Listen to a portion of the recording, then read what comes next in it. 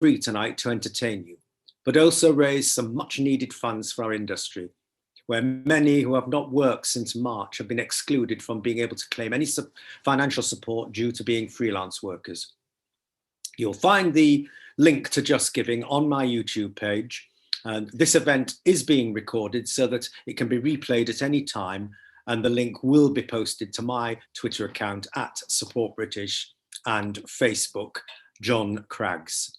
So now I would like to introduce to you the cast of this evening's performance.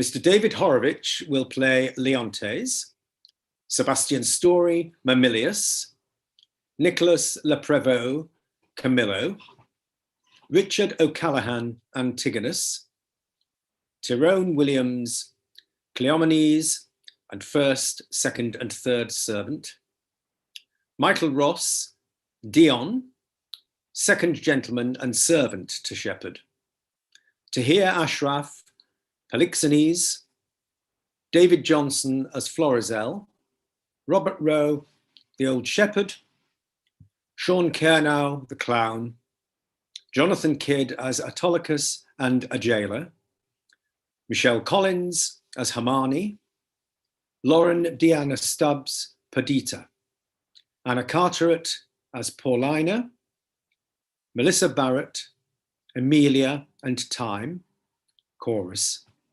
Ayesha Casely-Hayford as Mopsa and First Lady, Joanna Taylor, Dorcas and Second Lady, Dan Avery, Third Gentleman, Gregory A. Smith, First Lord, Larry Rowe as the First Gentleman and Archidamus, and John Craggs as the Mariner and an Officer.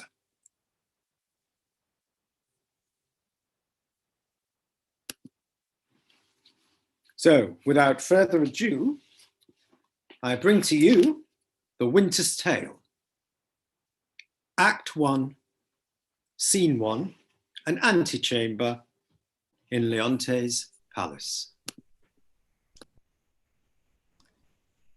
If you shall chance, Camillo, to visit Bohemia, on the like occasion wherein my services are now on foot, you shall see, as I have said, great difference betwixt our Bohemia and your Sicilia. I think this coming summer the King of Sicilia means to pay Bohemia the visitation which he so justly owes him. Wherein our entertainment shall shame us. We will be justified in our loves, for indeed... Beseech you. Oh, verily, I speak it in the freedom of my knowledge. We cannot, with such magnificence, in so rare... I know not what to say. We will give you sleepy drinks, that your senses, unintelligent of our insufficiency, may, though they cannot praise us, as little accuse us. You pay a great deal too dear for what's given freely. Oh, believe me, I speak as my understanding instructs me, and my honesty puts it to utterance. Cecilia cannot show himself overkind to Bohemia. They were trained together in their childhoods, and there rooted betwixt them then such an affection which cannot choose but branch now. Since more mature dignities and royal necessities made separation of their society, their encounters, though not personal, have been royally attorneyed with interchange of gifts, letters, loving embassies, but they have seemed to be together, though absent, shook hands as over a vast, and embraced, as it were, from the ends of opposite winds. The heavens continue their loves. I think there is not in the world either malice or matter to alter it. You have an unspeakable comfort of your young Prince Mamillius. It is a gentleman of the greatest promise that ever came into my note. I very well agree with you in the hopes of him. It's a gallant child, one that indeed physics the subjects, makes old hearts fresh. They that went on crutches ere he was born desire yet their life to seem a man. Would they else be content to die? Yes, but if there were no other excuse why they should desire to live. If the king had no son, they would desire to live on crutches till he had one. Act 1, Scene 2, a room of state in the same. 9 changes of the watery star hath been. The shepherd's note, since we have left our throne, without a burden. Yeah. That's it. Without off now. a burden. So the video's got a white red line through it. Yeah, but I can't hear them. I should still be able to hear them. Time as long again. 9 changes of the watery star hath been. The shepherd's note, since we have left our throne, without a burthen. Time as long again would be fined up, my brother, with our thanks, and yet we should, for perpetuity, go hence in debt, and therefore, like a cipher, yet standing in rich place, I multiply with 1. We thank you, many thousands more that go before it. Stay your thanks a while and pay them when you part. Sir, that's tomorrow. I am questioned by my fears of what may chance, or breed upon our absence that may blow no sneaping winds at home to make us say, this is put forth too truly. Besides, I have stayed to tire your royalty. We are tougher, brother, than you can put us to it. No longer stay. 1 7 night longer. Very sooth tomorrow. We'll part the time betweens then, and in that I'll no gainsaying. Press me not, I beseech you so. There is no tongue that moves, none, neither world, so as yours could win me. So it should now. Were there necessity in your request, although 'twere needful, I denied.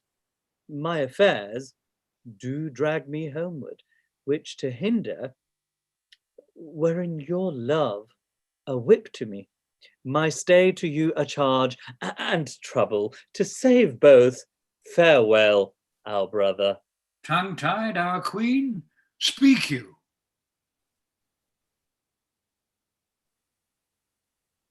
I had thought, sir, to have held my peace until you have drawn oaths from him not to stay. You, sir, charge him too coldly. Tell him you are sure all in Bohemia is well. This satisfaction the bygone day proclaimed.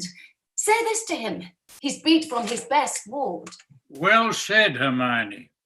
To tell, he longs to see his son were strong. But let him say so then, and let him go. But let him swear so, and he shall not stay. Will flacken hence with distaffs. Yet of your royal presence, I'll adventure the borrow of a week. When at Bohemia you take my lord, I'll give him my commission to let him there a month behind the guest prefixed for parting. Yet, good deed, Leontes, I love thee not a jar of the clock behind what lady she her lord. You'll stay. No, madam. Nay, but you will. I may not, verily. Verily, you put me off with limber vows, but I, though you would seek to unsteer the stars with oaths, should yet say, sir, no going. Verily, you shall not go. A lady's verily is as potent as a lord's. Will you go yet? Force me to keep you as a prisoner, not like a guest. So you shall pay your fees when you depart and save your thanks. How say you, my prisoner or my guest? By your dread. Verily, one of them shall be. Your guest, then, madam. To be your prisoner should import offending, which is for me less easy to commit than you to punish. But your jailer then. Not your jailer then, but your kind hostess. Come, I'll question you of my lord's tricks, and yours when you were boys. You were pretty lordings then. We were, fair queen, 2 lads, thought there was no more behind. But such a day tomorrow as today, and to be a boy eternal. Was not my lord the very waggler too?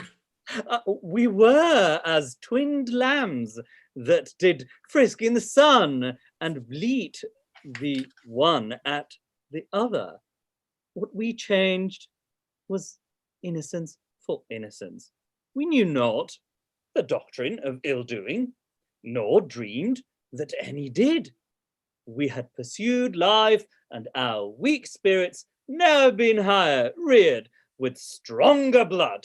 We should have answered heaven boldly, not guilty. The imposition cleared, hereditary, ours.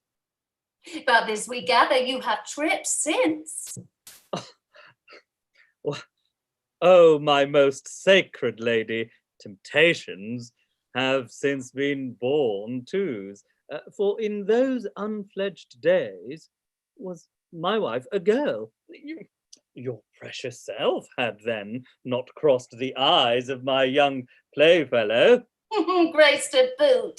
Of this make no conclusion, lest you say your queen and I are devils. Yet go on. The offences we have made, you will answer. If you first sinned with us, and that with us you did continue fault, and that you slipped not with any, but with us. Has he won yet? He'll stay, my lord. At my request he would not. Hermione, my dearest, thou never spokest to better purpose. Never? Never but once. What? Have I twice said well? When was't before? I prithee tell me. Crams with praise and makes as fat as tame things. One good deed dying tongueless slaughters 1,000 waiting upon that. Our praises are our wages. You may ride with one soft kiss 1,000 furlongs, ere with spur we beat an acre, but to the goal. My last good deed was to entreat his stay. What was my first? It has an elder sister, or I mistake you. Oh, would her name were Grace. But once before I spoke to the purpose. When? Nay, let me have it. I long. Why, that was when 3 crabbed months had soured themselves to death, ere I could make thee open thy white hand and clap thyself my love. Then didst thou utter, I am yours forever. 'Tis grace indeed. Why, lo you now, I have spoke to the purpose twice. The one forever earned a royal husband, the other for some while a friend. True heart, true heart. To mingle friendship far is mingling bloods. I have tremor cordis on me. My heart dances, but not for joy, not joy. This entertainment may a free face put on, derive a liberty from heartiness, from bounty, fertile bosom, and well become the agent. It may, I grant. But to be paddling palms and pinching fingers, as now they are, and making practised smiles, as in a looking-glass, and then to sigh, as 'twere the more to the dear, oh, that is entertainment my bosom likes not, nor my brows. Maximilius, art thou my boy? Aye, my good lord. Effects, why, that's my boarcock. What, hast smutched thy nose? They say it is a copy out of mine. Come, Captain, we must be neat, not neat, but cleanly, Captain, and yet the steer, the heifer, and the calf are all called neat. Still virginling upon his palm. How now, you wanton calf, art thou my calf? Yes, if you will, my lord. Thou want'st a rough patch, and the shoots that I have to be full like me, yet they say we are almost as like as eggs. Women say so, that will say anything. But were they false as o'er-dyed blacks, as wind, as waters, false as dice are to be wished by one that fixes no bourne twixt his and mine, yet were it true to say this boy were like me, Come, Sir Page, look on me with your welkin eye. Sweet villain, most dearest, my collop, can I damn? May it be? Affection, thy intention stabs the centre. Thou dost make possible things not so held, communicatest with dreams. How can this be? With what's unreal thou coactive art, and fellowst nothing. Then 'tis very credent thou mayst cojoin with something, and thou dost, and that beyond commission, and I find it, and that to the infection of my brains and hardening of my brows. What means Cecilia? He something seems unsettled. How, my lord? What cheer? How is't with you, best brother? You look as if you held a brow of much distraction. Are you moved, my lord? Oh, in good earnest. How sometimes nature will betray its folly, its tenderness, and make itself a pastime to harder bosoms. Looking on the lines of my boy's face, methoughts I did recoil 23 years, and saw myself unbreeched in my green velvet coat, my dagger muzzled, lest it should bite its master, and so prove, as ornaments oft do, too dangerous.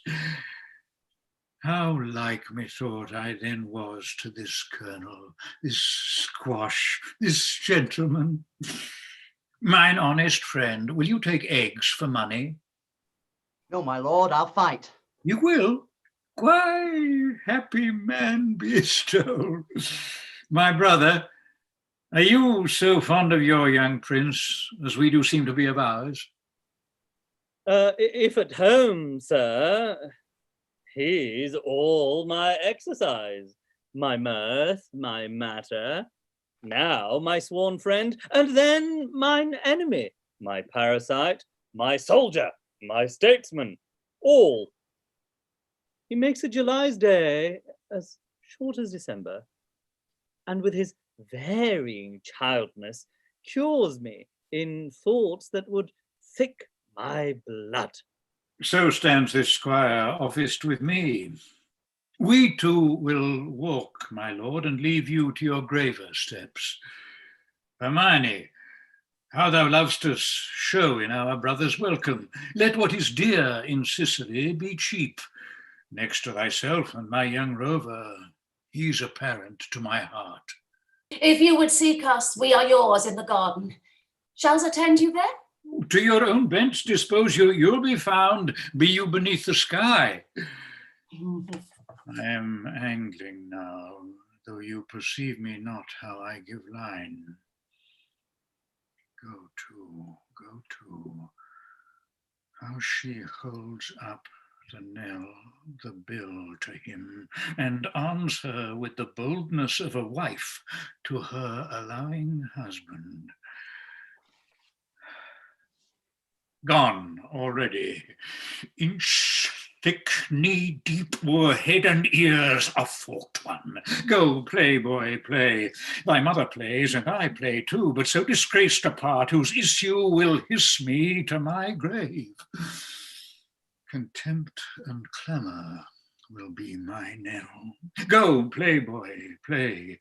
There have been, or I am much deceived, cuckolds ere now, and many a man there is, even at this present now, while I speak this, holds his wife by the arm, that little thinks she has been sluiced in absence, and his pond fished by his next neighbour, by Sir Smile, his neighbour. Nay, there's comfort in't, whilst other men have gates, and those gates opened as mine against their will. Should all despair that have revolted wives, the 10th of mankind would hang themselves. Physic for it, there's none. 'Tis a bawdy planet that will strike where 'tis predominant. And 'tis powerful, think it, from east, west, north, and south. Be it concluded, no barricado for a belly. Know it. It will let in and out the enemy with bag and baggage. Many thousand aunts have the disease and feel it not. How now, boy? I am like you, they say. Why, that's some comfort. What? Camillo there? Aye, my good lord. Go play, Mamillius. Thou'rt an honest man. Camillo, this great sir will yet stay longer. You had much ado to make his anchor hold. When you cast out, it still came home. Didst note it? Oh, he would not stay at your petitions, made his business more material. Didst perceive it? They are here with me already, whispering, rounding. Sicilia is a... so forth. 'Tis far gone when I shall gust it last. How came it, Camilla, that he did stay? At the Queen's good entreaty. At the Queen's, be it. Good should be pertinent, but so it is not. Was this taken by any understanding pate but thine? For thy conceit is soaking will draw in more than the common blocks. Not notedest, but of the finer natures, by some severals of headpiece extraordinary. Lower messes, perchance, are to this business purblind. Say. Business, my lord? I think most understand. Bohemia stays here longer. Huh? Stays here longer. Aye, but why? To satisfy your highness and the entreaties of our most gracious mistress. Satisfy? The entreaties of your mistress? Satisfy? Let that suffice. I have trusted thee, Camillo, with all the nearest things to my heart, as well my chamber councils, wherein, priest-like, thou hast cleansed my bosom. I from thee departed, thy penitent reformed. But we have been deceived in thy integrity, deceived in that which seems so. Be it forbid, my lord. No, to bide upon't, thou art not honest, or if thou inclinest that way, thou art a coward which hawks his honesty behind, restraining from course required, or else thou must be counted a servant grafted in my serious trust, and therein negligent, or else a fool, that seest a game played home, the rich stake drawn, and takest it all for jest. My gracious lord, I may be negligent, foolish, and fearful. In every one of these, no man is free. But that his negligence, his folly, his fear, among the infinite doings of the world, sometimes puts forth. In your affairs, my lord, if ever I were wilful or negligent, it was my folly. If industriously I played the fool, it was my negligence, not weighing well the end. If ever fearful to do a thing, where I the issue doubted, where of the execution did cry out against the non-performance, 'twas a fear which oft infects the wisest. These, my lord, are such allowed infirmities that honesty is never free of. But beseech your grace, be plainer with me. Let me know my trespass by its own visage. If I then deny it, 'tis none of mine. Have not you seen, Camillo, but that's past doubt you have, or your eyeglass is thicker than a cuckold's horn, or heard, for to a vision so apparent, rumour cannot be mute, or thought, for cogitation resides not in that man that does not think. My wife is slippery. If thou wilt confess, or else be impudently negative to have nor eyes, nor ears, nor thought, then say, my wife's a hobby horse, deserves a name as rank as any flax wench that puts two before her troth plight. Say it and justify it. I would not be a stander-by to hear my sovereign mistress clouted so without my present vengeance taken. Shrew my heart, you never spoke what did become you less than this, which to reiterate were sin as deep as that, though true.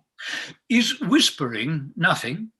Is leaning cheek to cheek, is meeting noses, kissing with inside lip, stopping the career of laughter with a sigh, a note infallible of breaking honesty, horsing foot on foot, skulking in corners, wishing clocks more swift, hours, minutes, noon, midnight, and all eyes blind with the pith and web, but theirs only, that would unseen be wicked.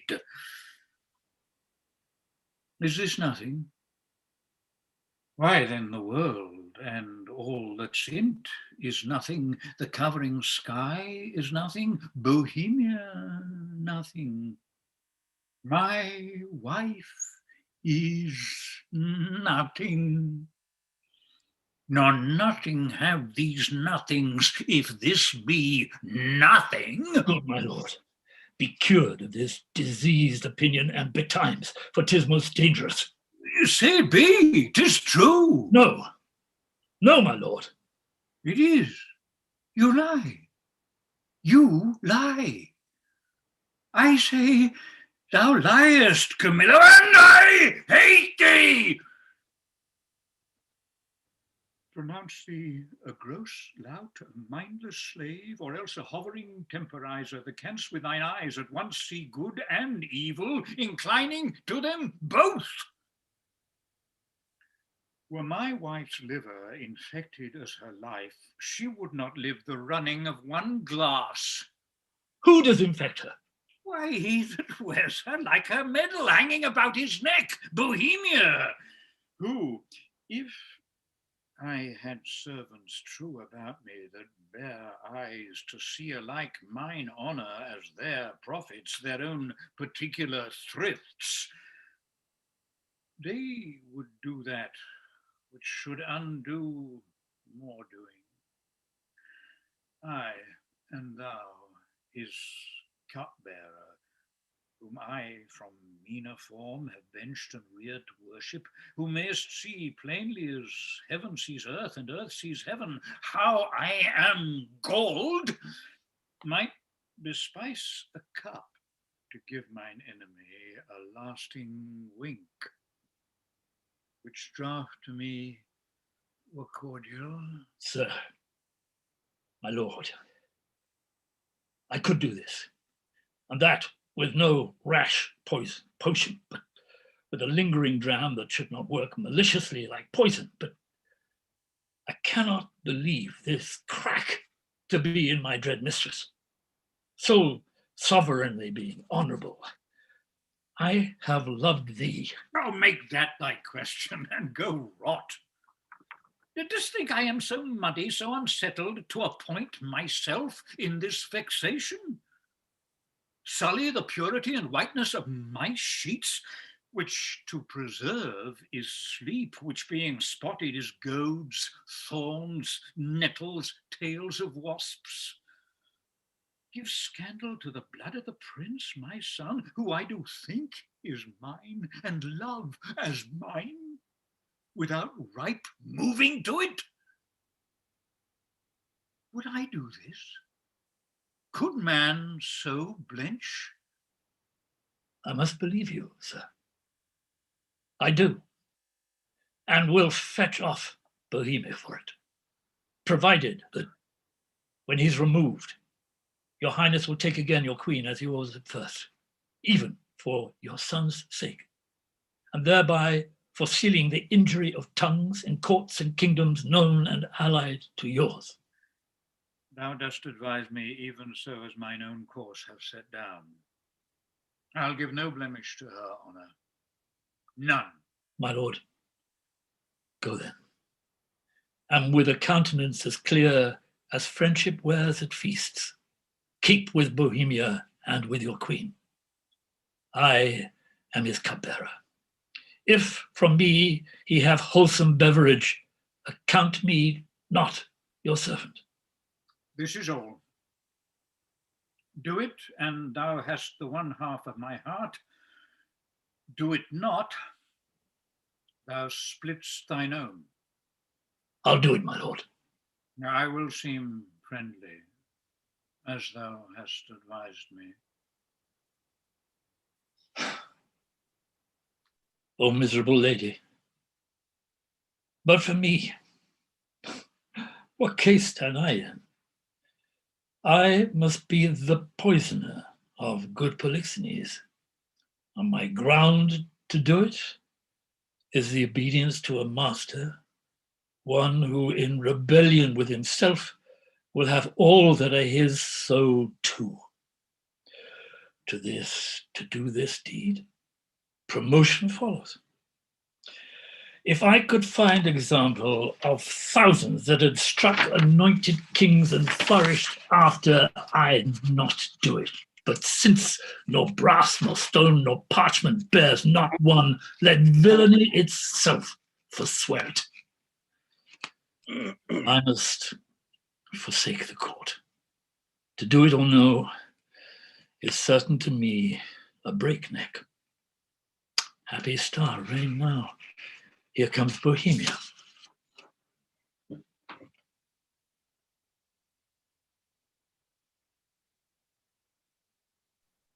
This is strange, methinks. My favour here begins to warp. Speak not. Good day, Camillo. Hail, most royal sir. What is the news in the court? None rare, my lord. The king hath on him such a countenance, as he had lost some province and a region, loved as he loves himself. Even now I met him with customary compliment, when he, wafting his eyes to the contrary, and falling a lip of much contempt, speed from me, and so leaves me to consider what is breeding that changeth thus his manner. I dare not know, my lord. How? Dare not? Do not. Do you know, and dare not? Be intelligent to me. 'Tis thereabouts. For to yourself, what you do know, you must, and cannot say, you dare not. Good Camillo, your changed complexions are to me a mirror, which shows me mine changed too, for I must be a party in this alteration, finding myself altered with it. There is a sickness which puts some of us in distemper, but I cannot name the disease. And it is caught of you that are yet well. How? Caught of me? Make me not sighted like the basilisk. I have looked on thousands who have sped the better, by my regard, but killed none so. Camillo, as you are certainly a gentleman, thereto clerk-like experienced, which no less adorns our gentry than our parents' noble names, in whose success we are gentle, I beseech you, if you know aught which does behove my knowledge, thereof to be informed, imprisoned not in ignorant concealment. I may not answer. A sickness caught of me, and I yet well. I must be answered. Dost thou hear, Camillo? I conjure thee by all the parts of man, which honour does acknowledge, whereof the least is not, this suit of mine, and thou declare what incidency thou dost guess of harm is creeping toward me, how far off, how near, which way to be prevented, if to be, if not, how best to bear it. Sir, I will tell you. Since I am charged in honour and by him that I think honourable, therefore mark my counsel, which must be even as swiftly followed as I mean to utter it, or both yourself and me cry lost, and so good night. On, good Camillo. I am appointed him to murder you. By whom, Camillo? By the king. For what? He thinks, nay, with all confidence he swears, as he had seen it or been an instrument to vice you to it, that you have touched his queen forbiddenly. Oh then, my blood best turn to an infected jelly, and my name be yoked with his that did betray the best. Turn then to my freshest reputation, to a savour that may strike the dullest nostril, where I arrive and approach be shunned, nay, hated too, worse than the greatest infection that e'er was heard or read. Swear his thought over by each particular star in heaven, and by all their influence you may as well forbid the sea for to obey the moon, or by oath remove or counsel shake the fabric of his folly, whose foundation is piled upon his faith, and will continue the standing of his body. How should this grow?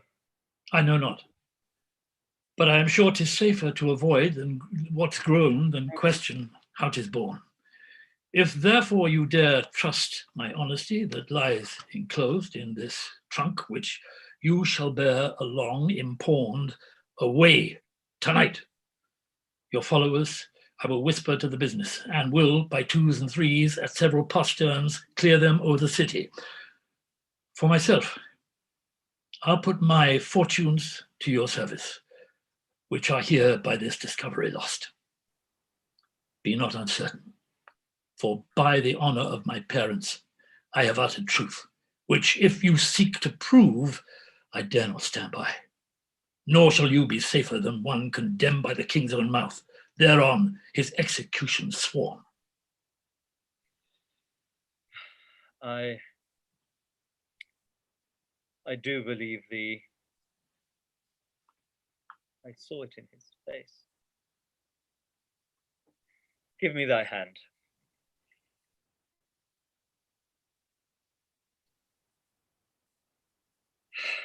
Be pilot to me, and thy places shall still neighbour mine. My ships are ready. My people did expect my hence departure 2 days ago. This jealousy is for a precious creature, as she's rare. Must it be great, as his person's mighty? Must it be violent, as he does conceive he is dishonoured by a man which ever professed to him? Why his revenges must in that be made more bitter. Fear o'ershades me. Good expedition be, my friend, and comfort the gracious queen, part of his theme, but nothing of his ill-ta'en suspicion. Come, Camillo, I will respect thee as a father, if thou bearest my life off hence. Let us avoid. It is in mine authority to command the keys of all the posterns. Please, your highness, to take the urgent hour. Come, sir, away. And that is the end of Act 1. I hope you're all enjoying this thrilling play. Lots more to come, some very exciting things happening. But for anybody that's just joined us this evening, we are, of course, performing a rehearsed reading of The Winters Tale by William Shakespeare. And we're here tonight to raise funds for our fellow performers who have been impacted by the COVID-19 and its devastating effect on the entertainment industry. So thank you so much to everyone who has so far donated. It's so great. We're so grateful to you for doing this. And whatever you can afford, please help us. And you'll find the link to Just Giving on my YouTube page. The event is also being recorded so that it can be replayed at any time. And the link will be posted to my Twitter account, which is @SupportBritish, and also on my Facebook, John Craggs. So without further ado, we will now move on to Act 2, Scene 1, a room in Leontes' palace. Take the boy to you, he so troubles me. 'Tis past enduring. Come, my gracious lord, shall I be your playfellow? No, I'll none of you. Why, my sweet lord? You kiss me hard and speak to me as if I were a baby still. I love you better. And why so, my lord? Not for because your brows are blacker, yet black brows, they say, become some women best, so that there be not too much hair there, but in a semicircle or a half moon made with a pen. Who taught you this? I learnt it out of women's faces. Pray now, what colour are your eyebrows? Blue, my lord. Nay, that's a mock. I have seen a lady's nose that has been blue, but not her eyebrows. Hark ye, the queen your mother rounds apace. We shall present our services to a fine new prince one of these days, and then you'll wanton with us, if we would have you. She is spread of late into goodly bulk. Good time, encounter her. What wisdom stirs amongst you? Come, sir, now I am for you again. Pray you, sit by us and tell us a tale. Merry or sad shall it be? As merry as you will. A sad tale's best for winter. I have one of sprites and goblins. Let's have that, good sir. Come on, sit down. Come on and do your best to fright me with your sprites. You're powerful at it. There was a man. Nay, come, sit down, then on. Dwelt by a churchyard. I will tell it softly. Yon cricket shall not hear it. Come on then, and give it me in mine ear. Was he met here? His train? Camillo with him? Behind the tuft of pines I met them. Never saw I men scour so on their way. I eyed them, even to their ships. How blessed am I in my just censure, in my true opinion. Alack, for lesser knowledge. How accursed in being so blessed. There may be in the cup a spider steeped, and one may drink, depart, and yet partake no venom, for his knowledge is not infected. But if one present the abhorred ingredient to his eye, make known how he hath drunk, he cracks his gorge, his sides with violent hefts. I have drunk and seen the spider. Camillo was his help in this, his pander. There is a plot against my life, my crown. All's true that is mistrusted. That false villain whom I employed was pre-employed by him. He has discovered my design, and I remain a pinched thing. Yea, a very trick for them to play at will. How came the postern so easily open? By his great authority, which often hath no less prevailed than so on your command. I know too well. Give me the boy! I am glad you did not nurse him. Though he does bear some signs of me, yet you have too much blood in him. What is this, sport? Bear the boy hence. He shall not come about her. Away with him! And let her sport herself with that she's big with, for 'tis Polixenes has made her swell thus. But I'd say he had not, and I'll be sworn you would believe my saying. Howhere you lean to the nayward. You, my lords, look on her, mark her well.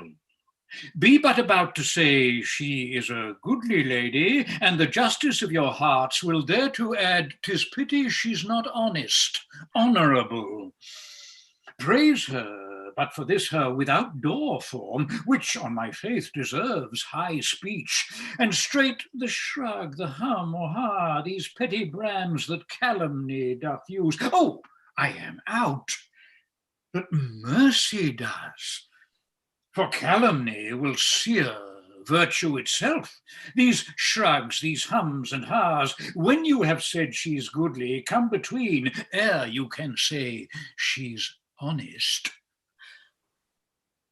But be it known from him that has most cause to grieve it should be, she's an adulteress. Should a villain say so, the most replenished villain in the world, he were as much more villain. You, my lord, do but mistake. You have mistook, my lady, Polixenes for Leontes. Oh, thou thing, which I'll not call a creature of thy place, lest barbarism, making me the precedent, should a like language use to all degrees, and mannerly distinguishment leave out betwixt the prince and beggar. I have said she's an adulteress. I have said with whom? More, she's a traitor, and Camillo is a February with her, and one that knows what she should shame to know herself, but with her most vile principle, that she's a bed-swerver, even as bad as those that vulgars give boldest titles, aye, and privy to this their late escape. No, by my life, privy to none of this. How will this grieve you when you shall come to clearer knowledge that you thus have published me? Gentle my lord, you scarce can write me throughly than to say you did mistake. No. If I mistake in those foundations which I build upon, the centre is not big enough to bear a schoolboy's top. Away with her to prison. He who shall speak for her is afar off guilty, but that he speaks. There's some ill planet reigns. I must be patient till the heavens look with an aspect more favourable. Good my lords, I am not prone to weeping as our sex commonly are, the want of which vain dew perchance shall dry your pities. But I have that honourable grief lodged here, which burns worse than tears drown. Beseech you all, my lords, with thoughts so qualified as your charity shall best instruct you. Measure me, and so the king's will be performed. Shall I be heard? Who is that goes with me? Beseech your highness, my whim may be with me, for you see my plight requires it. Do not weep, good fools. There is no cause. When you shall know your mistress has deserved prison, then abound in tears as I come out. This action I now go on is for my better grace. Adieu, my lord. I never wished to see you sorry. Now I trust I shall. My women come.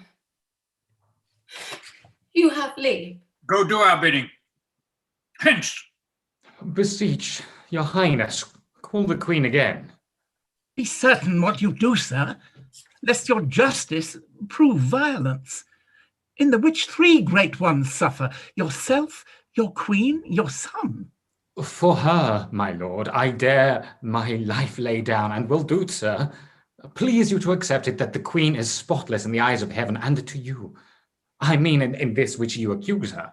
If it proves she's otherwise, I'll keep my stables where I lodge my wife. I'll go in couples with her, then when I feel and see her, no farther trust her.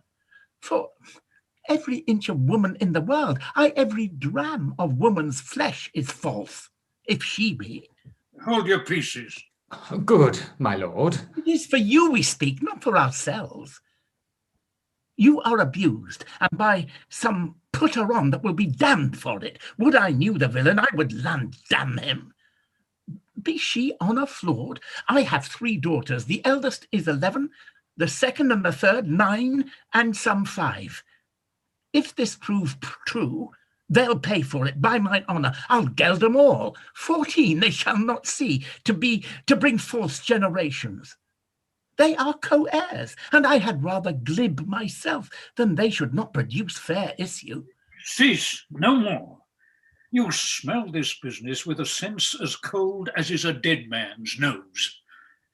But I do see it and feel it as you feel doing thus. And see withal the instruments that feel. Well, if it be so, we need no grave to bury honesty. There's not a grain of it, the face to sweeten of the whole dungy earth. What? Lack I credit? I had rather you did lack than I, my lord, upon this ground, and more it would content me to have her honour true than your suspicion. Be blamed for how you might.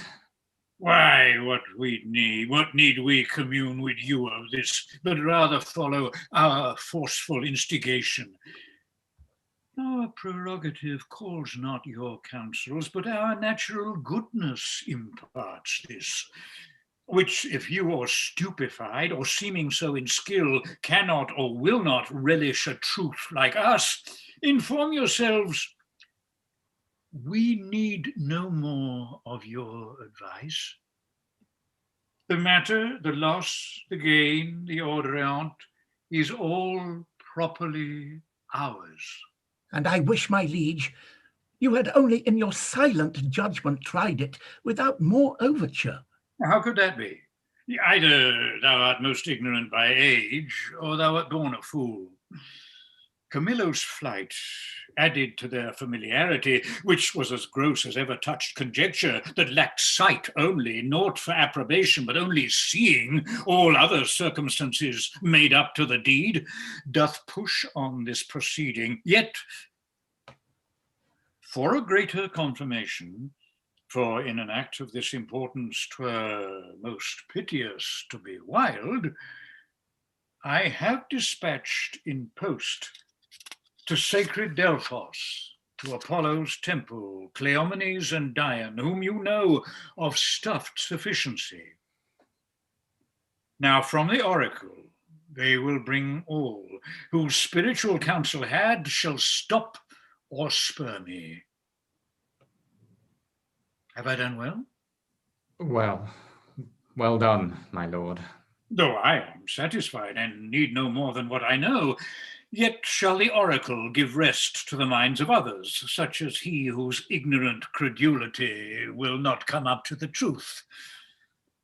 So have we thought it good, from our free person she should be confined, lest that the treachery of the 2 fled hence be left her to perform.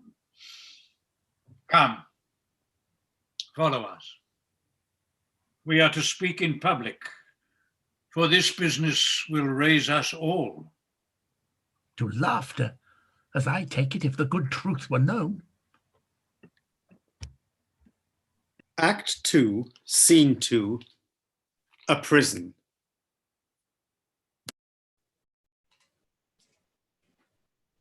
The keeper of the prison, will you call to him? Let him have knowledge who I am. Now, good sir, you know me, do you not? For a worthy lady and one whom I much honour. Pray you then, conduct me to the Queen. I may not, madam. To the contrary, I have express commandment. Here's a do, to lock up honesty and honour from the access of gentle visitors. 'Tis lawful, play you, to see her women. Any of them? Emilia? So please you, madam, to put apart these your attendants, I shall bring Emilia forth. Well, so, prithee, here's a do, such as to make no stain as passes colouring. Dear gentlewoman, how fares your gracious lady? Madam, I must be present at your conference. as well as one so great and so forlorn may hold together, on her frights and griefs which never tender lady hath borne greater. She is something before her time delivered. A boy? A daughter, and a goodly babe, lusty and like to live. The queen receives much comfort in it. Says my poor prisoner, I am innocent as you. I dare be sworn his dangerous, unsafe looms in the king. Beshrew them. He must be told on't, and she shall. The office becomes a woman best. I'll take it upon me. If I prove honey-mouthed, let my tongue blister, and never to my red-looked anger be the trumpet any more.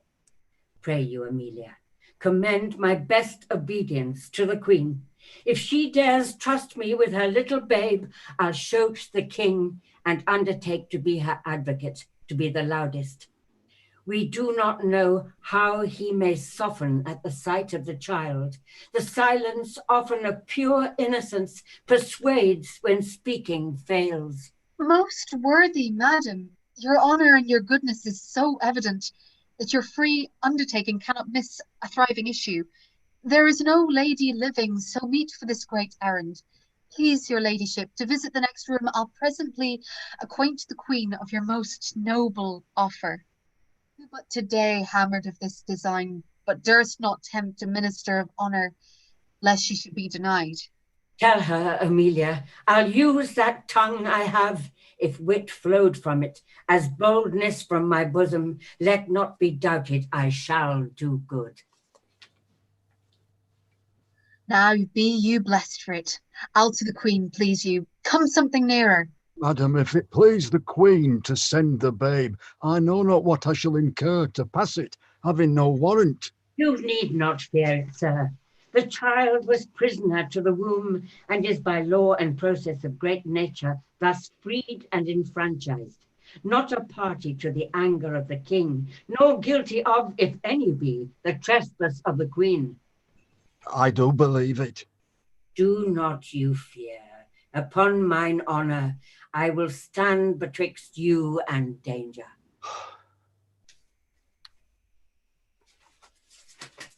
Scene 3.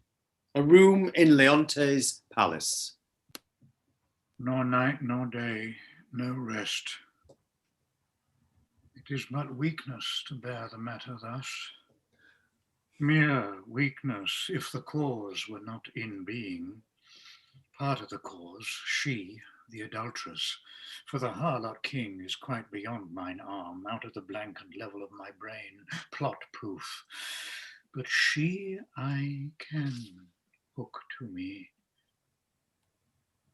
Say that she were gone, given to the fire, a moiety of my rest might come to me again. Who's there? My lord. How does the boy? He took good rest tonight.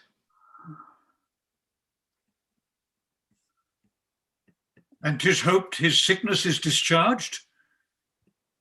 Oh, to see his nobleness conceiving the dishonour of his mother. He straight declined, drooped, took it deeply, fastened and fixed the shame on't in himself, threw off his spirit, his appetite, his sleep, and downright languished. Leave me solely. Go see how he fares. Fie, fie, no thought of him. The very thought of my revenges that way recoil upon me. In himself too mighty, and in his parties his alliance, let him be until a time may serve. For present vengeance, take it on her. Camillo and Polixenes laugh at me, make their pastime at my sorrow. They should not laugh if I could reach them. Nor shall she within my power. You must not enter. Nay, rather, good my lords, be second to me. Fear you his tyrannous passion more, alas, than the queen's life? A gracious, innocent soul, more free than he is jealous. That's enough. Madam, he hath not slept tonight. commanded none should come at him. Not so hot, good sir. I come to bring him sleep. 'Tis such as you that creep like shadows by him and do sigh at each his needless heavings, such as you nourish the cause of his awakening. I do come with words as medicinal as true, honest as either, to purge him of that humour that presses him from sleep. What noise there? Oh! No noise, my lord, but needful conference for some gossips for your highness. How? Away with that audacious lady. Antigonus, I charge thee that she should not come about me. I knew she would. I told her so, my lord. On your displeasure's peril and on mine, she should not visit you. What, canst not rule her? From all dishonesty he can in this, unless he take of course that you have done, commit me for committing honour. Trust it, he shall not rule me. Oh, la, now, you hear? When she will take the rein, I let her run, but she'll not stumble. Good my liege, I come, and I beseech you hear me, who profess myself your royal servant, your physician, your most obedient counsellor, that him dare less appear in so comforting your evils than such as more seem yours, I say. I come from your good queen. Good queen. Good queen, my lord. Good queen. I say good queen, and would by combat make her good. So were I a man, the worst about you. Force her hence. Let him that makes but trifles of his eyes first hand me. On my own accord I'll off, but first I'll do my errand. The good queen, for she is good, hath brought you forth a daughter. Here 'tis, commends it to your blessing. Out! A mankind witch! Hence with her, out of the door! A most intelligencing bawd! Not so. I am as ignorant in that as you in so entitling me, and no less honest than you are mad, which is enough, I warrant, as this world goes, to pass for honest. Traitors, will you not push her out? Give her the bastard! Thou, dotard, thou art woman tired, unroosted by thy dame Partlet here. Take up the bastard. Take it up, I say. Give it to thy crone. For ever unvenerable be thy hands, if thou takest up the princess by that forced baseness which hast put upon't. He dreads his wife. So I would you did. Then 'twere past all doubt you'd call your children yours. A nest of traitors. No, I am none by this good light. Nor I, nor any, but one that's here, and that's himself. For he, the sacred honour of himself, his queens, his hopeful sons, his babes, betrays to slander, whose sting is sharper than the swords, and will not, for as the case now stands, it is a curse he cannot be compelled to. Once remove the root of his opinion, which is rotten as ever oak or stone was sound. A callet of boundless tongue, who late hath beat her husband, and now baits me. This brat is none of mine. It is the issue of Polixenes. Hence with it, and together with the dam, commit them to the fire. It is yours. And might we lay the old proverb to your charge, so like you, 'tis the worse. Behold, my lords, although the print be little, the whole matter and copy of the father, eye, nose, lip, the trick of the frown, his forehead, nay, the valley, the pretty dimples of his cheek and chin, his smiles, the very mould and frame of hand, nail, finger, and thou, good goddess nature, which hast made it so like him that got it, if thou hast the ordering of the mind too, mongst all colours, no yellow in't, lest she suspect, as he does, her children, not her husband. Gross hag! And, Losel, thou art worthy to be hanged that wilt not stay her tongue. Hang all the husbands that cannot do that feat, you'll leave yourself hardly one subject. Once more, take her hence. A most unworthy and unnatural lord can do no more. I'll have thee burnt. I care not. It is an heretic that makes the fire, not she which burns it. I'll not call you tyrant, but this most cruel usage of your queen, not able to produce more accusation than your own weak-hinged fancy, something savours of tyranny, and you will ignoble, make you, yea, scandalous to the world. And your allegiance out of the chamber with her. Were I a tyrant, where were her life? She does not call me so if she did know me one. Away with her! I pray you, do not push me. I'll be gone. Look to your babe, my lord. 'Tis yours. Jove sent her, a better guiding spirit. What needs these hands? You that are thus so tender o'er his follies will never do him good, not one of you. So, farewell. We are gone. Thou, traitor, hast set on thy wife to this. My child? Away with it! Even thou that hast a heart so tender o'er it, take it hence and see it instantly consumed with fire. Even thou, and none but thou, take it up straight within this hour, bring me word 'tis done, and by good testimony, or I'll seize thy life with what thou else call'st thine. If thou refused and wilt encounter with my wrath, say so. The bastard brains with these, my proper hands, will I dash out. Go, take it to the fire, for thou set'st on thy wife. I did not, sir. These lords, my noble fellows, if they please, can clear me in't. We can, my loyal liege. He is not guilty of her coming hither. You're liars, all. Beseech your highness, give us better credit. We have always truly served you, and beseech you so to esteem of us. And on our knees we beg, as recompense of our dear services, past and to come, that you do change this purpose, which being so horrible, so bloody, must lead on to some foul issue. We all kneel. I am a feather for each wind that blows. Shall I leave on?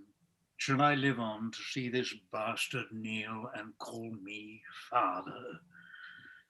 Better burn it now than curse it then. But be it. Let it live.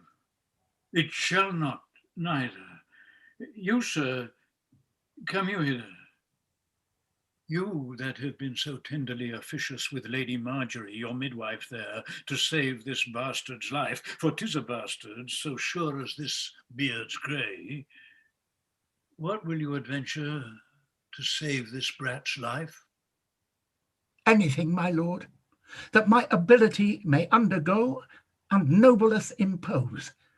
At least thus much, I'll pawn the little blood which I have left to save the innocent. Anything possible. It shall be possible. Swear by this sword thou wilt perform my bidding.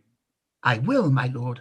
Mark and perform it, seest thou, for the fail of any point in't shall not only be death to thyself, but to thy lewd-tongued wife, whom for this time we pardon. We enjoin thee, as thou art liegeman to us, that thou carry this female bastard hence, and that thou bear it to some remote and desert place quite out of our dominions, and that there thou leave it without more mercy to its own protection and favour of the climate. As by strange fortune it came to us, I do in justice charge thee on thy soul's peril and thy body's torture, that thou commend it strangely to some place where chance may nurse or End it. Take it up. I swear to do this, though a present death had been more merciful. Come on, poor babe. Some powerful spirit, instruct the kites and ravens to be thy nurses. Wolves and bears, they say, casting their savageness aside, have done like offices of pity. Sir, be prosperous in more than this deed does require. And blessing against this cruelty, fight on thy side, poor thing, condemned to loss. No, I'll not rear another's issue.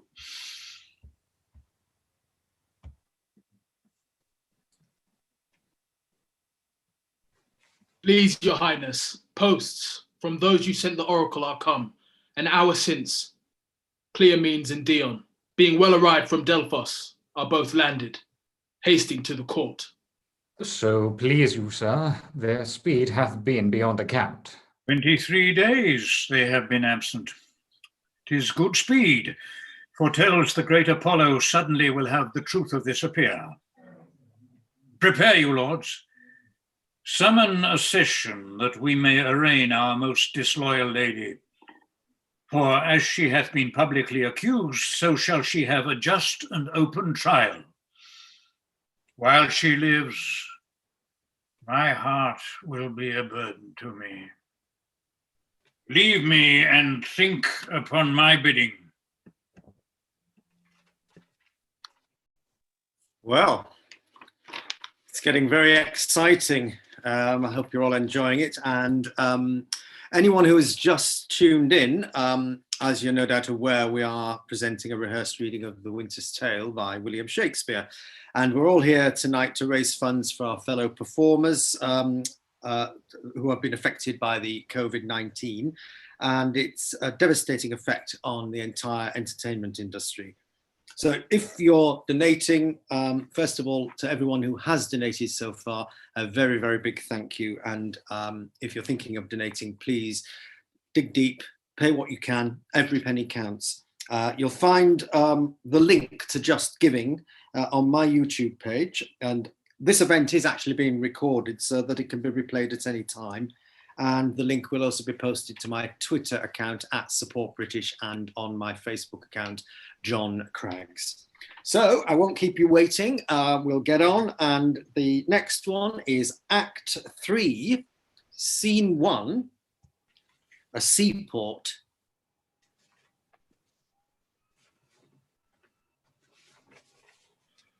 The climate's delicate, the air most sweet, fertile the isle, the temple much surpassing the common praise it bears. I shall report, for most it caught me, the celestial habits methinks so should term them, and the reverence of the grave wearers. Oh, the sacrifice! How ceremonious, solemn, and unearthly it was in the offering. But of all, the burst, and the ear-deafening voice of the oracle, kin to Jove's thunder, so surprised my sense that I was nothing. If the event of the journey prove as successful to the Queen, be it so, as it hath been to us, rare, pleasant, speedy, the time is worth the use on it. Great Apollo, turn all to the best. These proclamations so forcing faults upon Hermione, I little like. The violent carriage of it will clear or end the business when the oracle, thus by Apollo's great divine, sealed up. Shall the contents discover something rare, even then will rush to knowledge.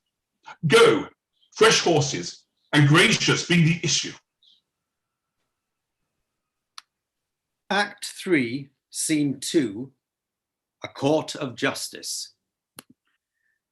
This sessions, to our great grief, we pronounce even pushes against our heart.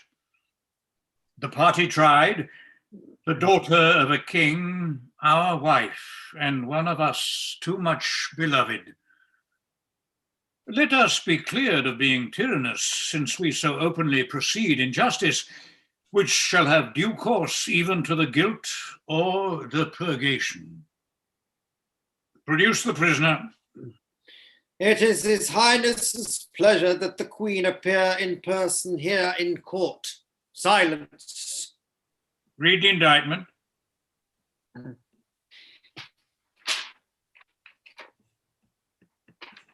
Hermione, Queen to the worthy Leontes, King of Sicilia, thou art here accused and arraigned of high treason in committing adultery with Polixenes, King of Bohemia, and conspiring with Camillo to take away the life of our sovereign lord the king, thy royal husband.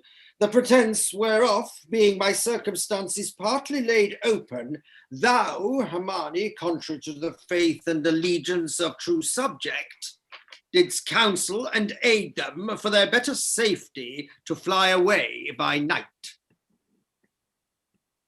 Since what I am to say must be but that which contradicts my accusation and the testimony on my part, no other but what comes from myself, it shall scare boost me to say, not guilty. Mine integrity being counted falsehood shall, as I express it, be so received. But thus, if powers divine behold our human actions as they do, I doubt not then but innocence shall make false accusations, blush and tyranny tremble at patience. You, my lord, best know who least will seem to do so. My past life have been as continent, as chaste, as true as I am now unhappy, which is more than history can pattern, though devised and played to take spectators.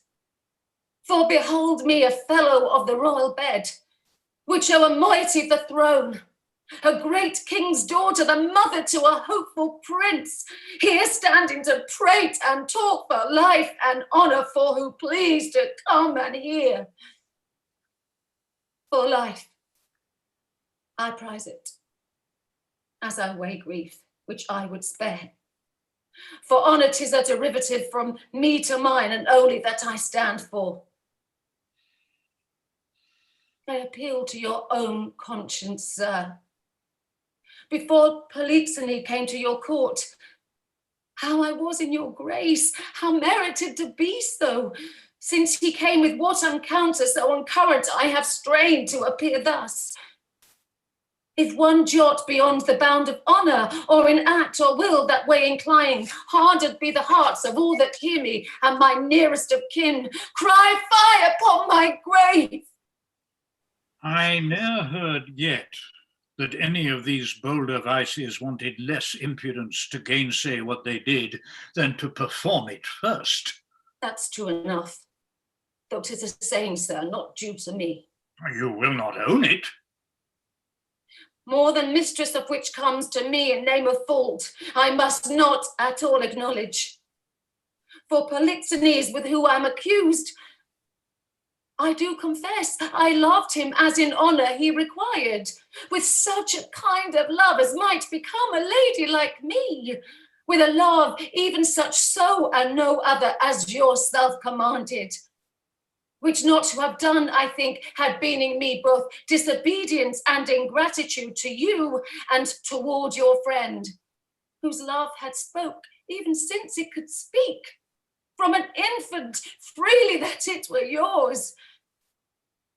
Now for conspiracy, I know not how it tastes, though it be dished for me to try now. All I know of it is that Camillo was an honest man, and why he left your court, the gods themselves, wotting no more than I, are ignorant. You knew of his departure, as you know what you have undertaken to do in his absence. Sir, you speak a language that I understand not. My life stands in the level of your dreams, which I'll lay down. Your actions are my dreams. You had a bastard by Polixenes, and I but dreamed it? As you were past all shame, those of your fact are so past all truth, which to deny concerns more than avails.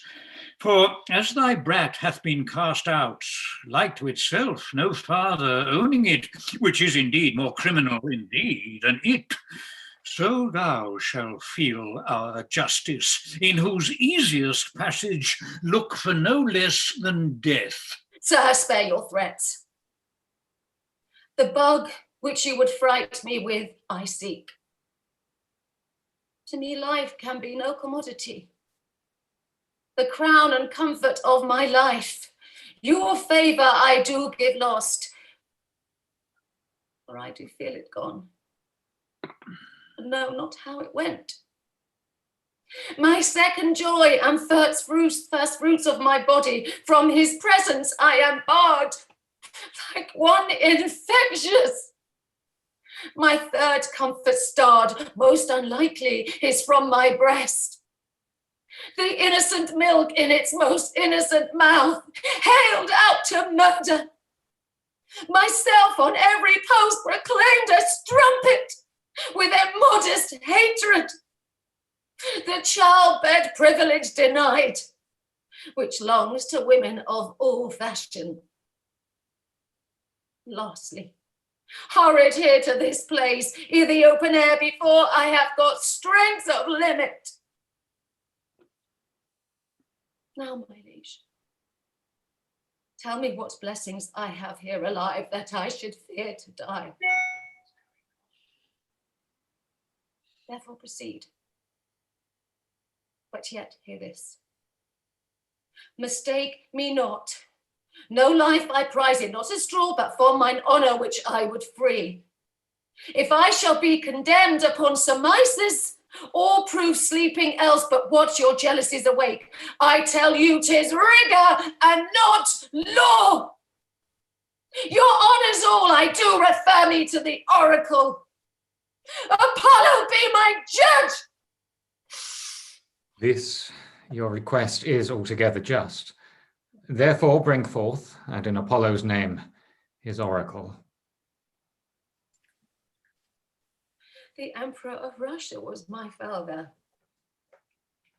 Oh, that he were alive, and here beholding his daughter's trial, that he did but see the flatness of my misery, yet with eyes of pity,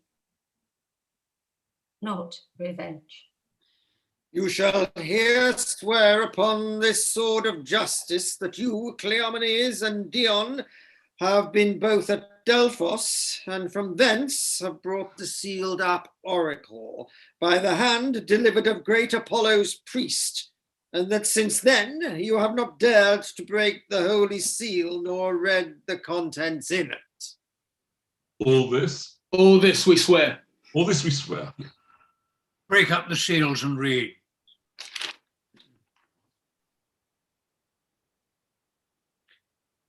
Amani is chaste. Polixenes blameless. Camillo a true subject. Leontes a jealous tyrant. His innocent babe truly begotten, and the king shall live without an heir, if that which is lost be not found.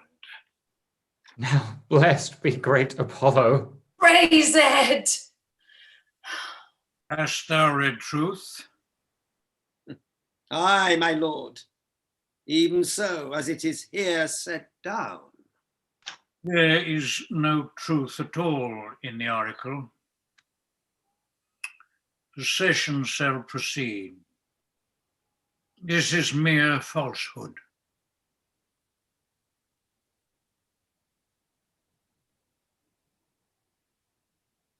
Servant.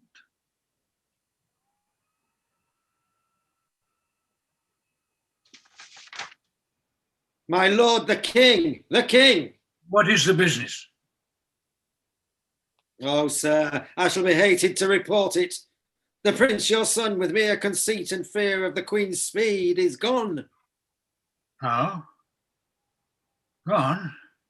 Is dead. Apollo's angry, and the heavens themselves do strike at my injustice. How now then? This news is mortal to the queen. Look down and see what death is doing. Take her hence. Her heart is but o'ercharged. She will recover. I have too much believed mine own suspicion. Beseech you tenderly apply to her some remedies for life. Apollo, pardon my great profaneness against thine oracle. I'll reconcile me to Polixenes, new woo my queen, recall the good Camillo, whom I proclaim a man of truth, of mercy. For being transported by my jealousies to bloody thoughts and to revenge, I chose Camillo for the minister to poison my friend Polixenes, for which had been done, but that the good mind of Camillo tarded my swift command, though I with death and with reward did threaten and encourage him, not doing it and being done. He, most humane and filled with honour, to my kingly quest unclasped my practice, quit his fortunes here, which you knew great, and to the hazard of all uncertainties himself commended no richer than his honour. How he glisters through my rust, and how his piety does my deeds make the blacker. Woe the while! Oh, cut my lace, lest my heart cracking it break too. What fit is this, good lady? What studied torments tyrant has for me? What wheels, racks, fires, what flaying, boiling in leads or oils? What old or newer torture must I receive, whose every word deserves to taste thy most worst? Thy tyranny, together working with thy jealousies, fancies too weak for boys, too green and idle for girls of 9. Oh, think what they have done, and then run mad indeed, stark mad. For all thy bygone fooleries were but spices of it. That thou betrayest Polixenes was nothing that he did show thee of a fool, inconstant and damnable ingrateful, nor was much that he wouldst have poisoned good Camillo's honour to have him kill a king. Poor trespasses, more monstrous standing by, whereof I reckon the casting forth to crows thy baby daughter to be or none or little, though a devil would have shed water out of fire ere done, or is directly laid to thee the death of the young prince, whose honourable thoughts high for one so tender, cleft the heart that could conceive a gross and foolish sire, blemished his greatest dam. This is not, no, laid to thy answer, but the last, O lords, when I have cried, woe, the queen, thou sweetest, dearest creature's dead, and vengeance for it not dropped down yet. The higher powers forbid. I say she's dead. I'll swear it. If word not oath prevail not, go and see. If you can bring tincture or lustre in her lip, her eye, heat outwardly or breath within, I'll serve you as I would do the gods. But oh, thou tyrant, do not repent these things, for they are heavier than all thy woes can stir. Therefore betake thee to nothing but despair. 1,000 knees, 10,000 years together, naked, fasting upon a barren mountain, and still winter in storm perpetual could not move the gods to look the way thou wert. Go on. Go on. Thou canst not speak too much. I have deserved all tongues to talk their bitterest. Say no more. Howe'er the business goes, you have made fault in the boldness of your speech. I'm sorry for it. All faults I make, when I shall come to know them, I do repent. Alas, I have showed too much the rashness of a woman. He is touched to the noble heart. What's gone and what's past help should be past grief. Do not receive affliction at my petition. I beseech you, rather let me be punished that have minded you of what you should forget. Now, good my liege, sir, royal sir, forgive a foolish woman. The love I bore your queen, lo, fool again. I'll speak of her no more, nor of your children. I'll not remember you of my good lord, who is lost too. Take your patience to you, and I'll say nothing. Thou didst speak but well, when most the truth, which I received much better than to be pitied of thee.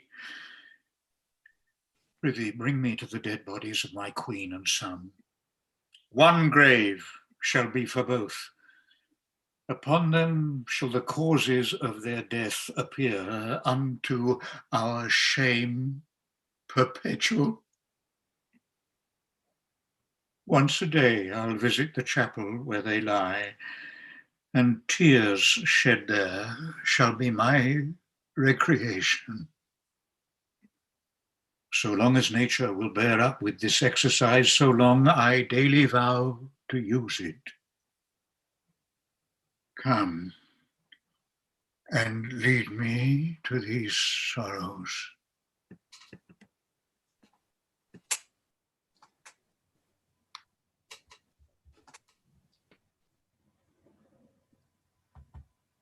Act 3, Scene 3, Bohemia, a desert near the sea. Thou art perfect then. Our ship hath touched upon the deserts of Bohemia. Aye, my lord, and fear we have landed in ill time. The skies look grimly and threaten present blusters. In my conscience, the heavens with that we have in hand are angry and frown upon us. Their sacred wills be done. Go, get aboard. Look to thy bark. I'll not be long before I call upon thee.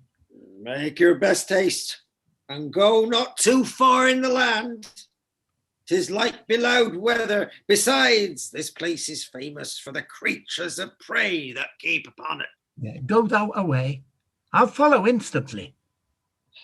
I'm glad at heart to be so rid of the place. Come, poor babe. I have heard, but not believed. The spirits of the dead may walk again.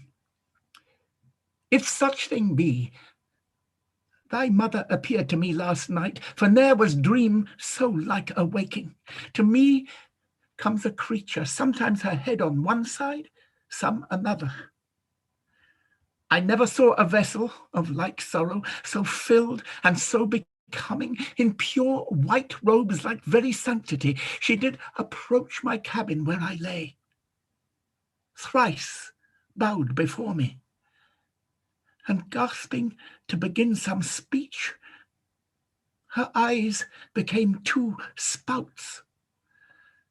The fury spent, anon did this break from her.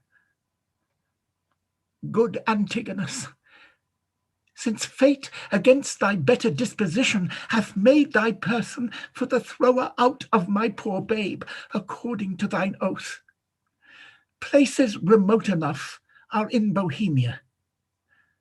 There weep and leave it crying.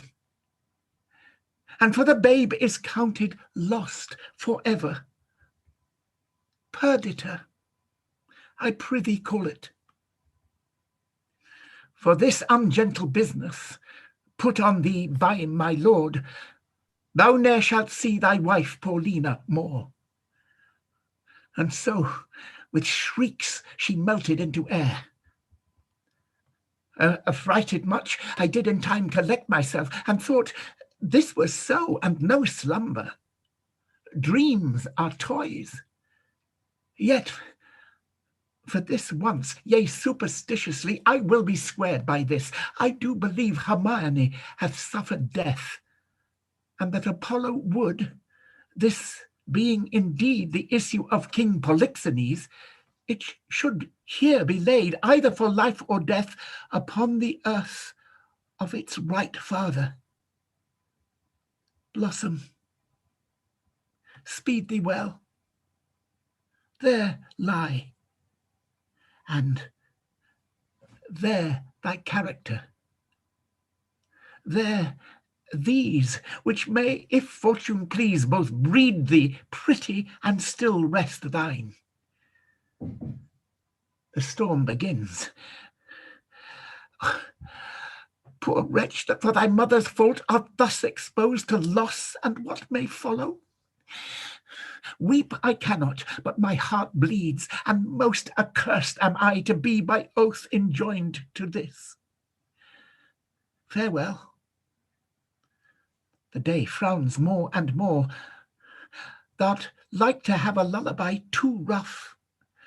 I never saw the heavens so dim by day. A savage clamour. Well may I get aboard. Oh, this is the chase. I am gone forever. Exit, pursued by a bear. I would there were no age between 16 and 23, or that youth would sleep out the rest. For there is nothing in the between but getting wenches with child, wronging the ancientry, stealing, fighting. Mark you now, would any but these boiled brains of 19 and 22 hunt this weather? They've scared away 2 of my best sheep, which I fear the wolf will sooner find than the master. If anywhere I have 'em, 'tis by the seaside, browsing of ivy. Good luck, and be thy will. What have we here? Mercians. A barn. A very pretty barn. A boy or a child, I wonder. A pretty one. A very pretty one. Sure, some scape. Though I am not bookish, I can read waiting gentlewoman in the scape. This is some stair work, some trunk work, some behind door work. They were warmer than got this than the poor thing is here. I'll take it up for pity. Yet I'll tarry till my son come. He allude but even now. Hello? Hello? What? Oh, what? Not so near. If thou see a thing to tell on when thou art dead and rotten, come hither. What else, thou man? I have seen 2 such sights by sea and by land, but I'm not to say it is a sea, for it is now the sky, betwixt the firmament, and it you cannot thrust a bodkin's point. Why, boy, how is that? I would you did, but see how it chafes, how it rages, how it takes up the shore, but that's not the point. Oh, the most piteous cry of the poor souls, sometimes to see 'em and not to see 'em. And now the ship bore in the moon with the mainmast, and anon swallowed with yest and froth, as you'd thrust a cork into a hogshead. And then for the land service to see how the bear tore out his shoulder bone, how he cried to me for help, and said his name is Antigonus, a nobleman. But to dragon end of the ship to see how the sea flat dragoned it. But first, how the poor souls roared, and the sea mocked them, and how the poor gentleman roared, and the bear mocked him, both roaring louder than the sea or the weather. Oh, for mercy, when was this, boy? Now I've not winked since I saw these sights. The men are not yet cold in the water, nor the bear half dined on the gentleman. He's at it now. But I had been by to have helped the old man. I would you'd been by the ship's side and to have helped her. There your charity would have lacked footing. Heavy matters. But look the here, boy. Now bless thyself. Thou mettest with things dying, I with things newborn. Here's a sight for thee. Look thee, a bearing cloth for a squire's child. Look thee here. Take up, boy, open it. So, let's see. It was told me I should be rich by the fairies. This is some changeling. Open it. What's within, boy? You're a maid, old man. If the sins of your use are forgiven you, you're well to live. Gold, all gold. This is fairy gold, boy, and to approve so. Up with it, keep it close. Home the next way. We are a lucky boy, and to be still so requires nothing but secrecy. Let my sheep go. Come, good boy, the next way home. Go you the next way with your findings. I'll go see if the bear be bought from the gentleman and how much he hath eaten. They never cursed, but when they are hungry. If there be anything of him left, I'll bury it. That's a good deed. If thou mayst discern by that which is left of him what he is, fetch me to the sight of him. Marry will I, and you shall help put him in the ground. 'Tis a lucky day, boy, and we'll do good deeds on it. It's the end of Act 3. So I hope you're enjoying it so far. I'm going to find out what happens next. But anyone who has just joined us this evening, obviously you're aware that we are now in the middle of a rehearsed reading for The Winters Tale by William Shakespeare. And we are here for a main reason, which is to raise funds for our fellow performers impacted by COVID-19 and its devastating effect on the entertainment industry. First of all, I'd like to say a very, very big thank you to the donations that we've received so far. And please keep them coming in, however small it is. Every penny counts and every penny will help towards everyone, all our freelance workers. So thank you very much. And you will find the link to Just Giving on my YouTube page. And also just to let you know that this event is being recorded so that it can be replayed at any time. And there will be links on both my Twitter account @SupportBritish and on my Facebook account, John Craggs. So on with the play. So over to Act 4, Scene 1.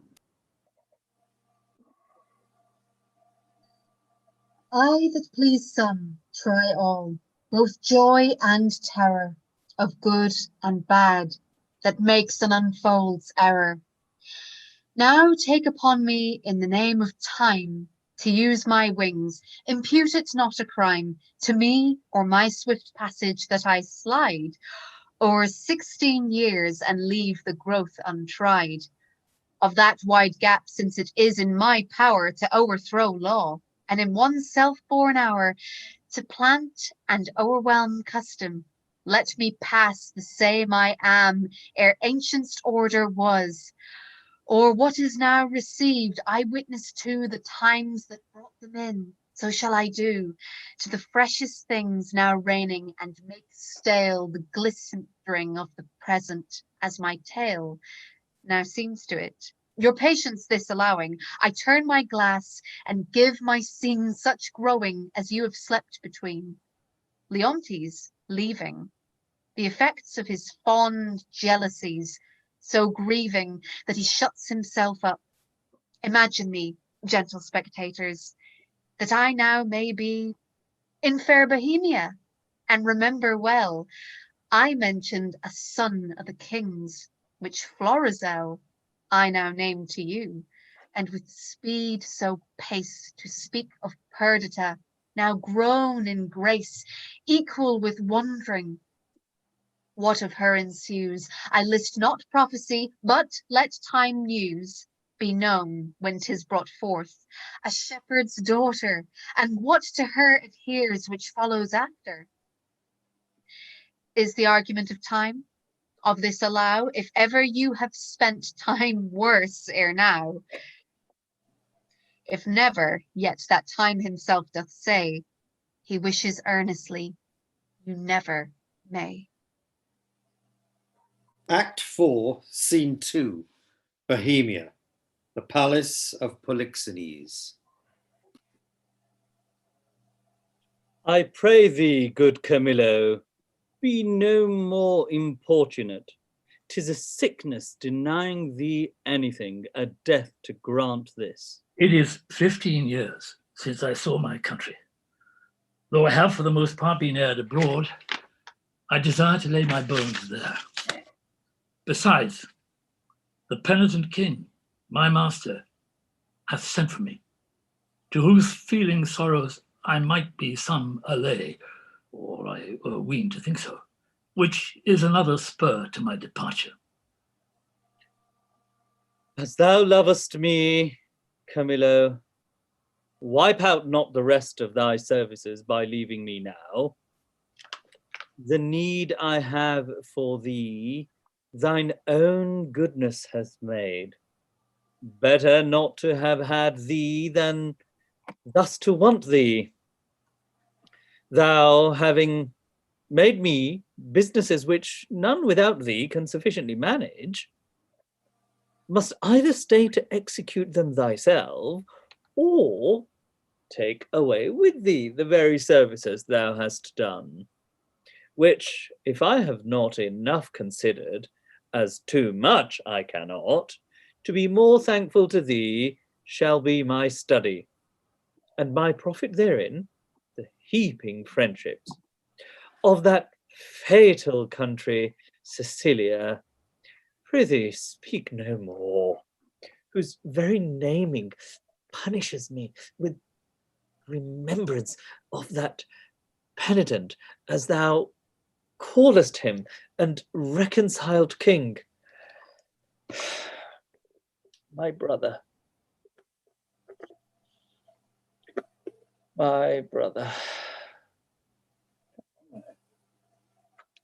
whose loss of his most precious queen and children are even now to be afresh lamented. Say to me, when sawest thou the Prince Florizel, my son? Kings are no less unhappy, their issue not being gracious, than they are in losing them when they have approved their virtues. Sir, it is 3 days since I saw the prince.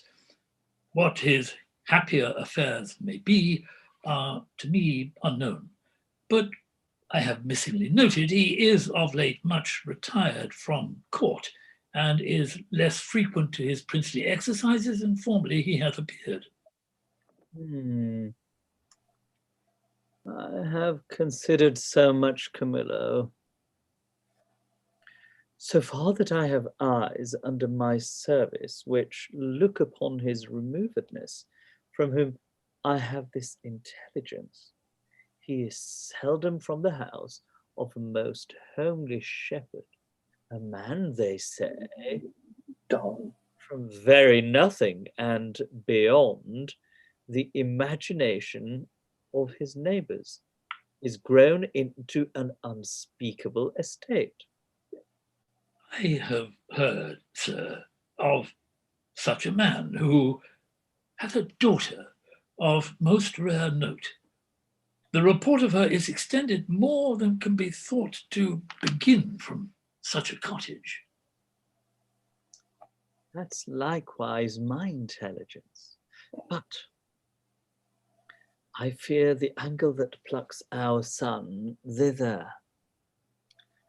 Thou shalt accompany us to the place where we will not, appearing what we are, have some question with the shepherd, from whose simplicity I think it not uneasy to get the cause of my son's resort thither. Prithee, be my present partner in this business. Lay aside the thoughts of Sicilia. I willingly obey your command. My best Camillo, we must disguise ourselves. Act 4, Scene 3, a road near the shepherd's cottage. When daffodils begin to peer, with hay the doxy over the dale, why then comes in the sweet of the year, for the red blood reigns in the winter's pale. The white sheep bleaching on the hedge, with hay the sweet birds, oh how they sing, doth set my pugging tooth on edge, for a quart of ale is a dish for a king. The lark that tirra-lirra chants with hay, the thrush and the jay, are summer songs for me and my aunts, while we lie tumbling in the hay. I have served Prince Florizel, and in my time wore 3 pile, but now I'm out of service. But shall I go mourn for that, my dear? The pale moon shines by night, and then I wander here and there. I then do most go right. If tinkers may have leave to live and bear the sow-skin budget, then my account I well may give, and in the stocks avouch it. My traffic is sheets. When the kite builds, look to lesser linen. My father named me Autolycus, who being as I am littered under Mercury, was likewise a snapper up of unconsidered trifles. With dye and drab I purchased this caparison, and my revenue is the silly cheat. Gallows and knock are too powerful on the highway. Beating and hanging are terrors to me. For the life to come, I sleep out the thought of it. Oh, a prize, a prize. Let me see. Every 11 were the tods. Every tod yields pound and odd shilling. 1,500 Sean. What's the wool come to? If the spring hold, the cock's mine. I can't do it without encounters. Let me see. What am I to buy for our sheep shearing feast? £3 of sugar, £5 of currants, rice. Well, what will my sister and mine do with rice? But my father hath made a mistress of the feast, and she lays it on. She hath made me 24 nosegays for the shearers, 3-man songmen all, and very good ones, but they're most of them means and bases. But one Puritan among them, and he sings psalms to hornpipes. I must have saffron to colour the warden pies. Maize, dates, none, that's out of my vote. Nutmeg, 7, a racer to a ginger, but that I may beg, £4 of prunes and as many raisins of the sun. That ever I was born. The name of me. Help me, pluck but off these rags, and then death. Alack, poor soul, thou hast need of more rags to lay on thee rather than have these off. Oh, sir, the loathsomeness of them offends me more than the stripes I have received, which are mighty ones, and millions. Alas, poor man, a million a beating may come to a great matter. I am robbed, sir, and beaten, my money and apparel ta'en from me, and these detestable things put upon me. What, by an horseman or a footman? A footman, sweet sir, footman. Indeed, he should be a footman by the garments he has left with thee. If this be a horseman's coat, it's in very hot service. Lend me thy hand, I'll help thee. Come on, lend thy hand. Ow! Good sir, tenderly. Alas, poor soul. Oh, good sir, softly, good sir, I fear, sir. My shoulder blade is out. Oh, now, can't stand. Picking his pocket. Softly, dear sir, good sir, softly. Oh, you've done me a charitable office. Dost thou lack any money? Well, I have a little money for thee. No, good sweet sir, no, I beseech you, sir, I have a kinsman not past 3/4 of a mile hence, unto whom I was going. I shall there have money or anything I want. Offer me no money, I pray you, that kills my heart. What manner of fellow was he that robbed you? A fellow, sir, that I've known to go about with all my dames. I knew him once a servant of the prince. I cannot tell, good sir, for which of his virtues it was, but he was certainly whipped out of the court. His vices, you would say. There's no virtue whipped out of the court, but they cherish it to make it stay there, and yet it will no more but abide. Your vices, I would say, sir. I know this man well. He hath been since an ape-bearer, then a process server, a bailiff.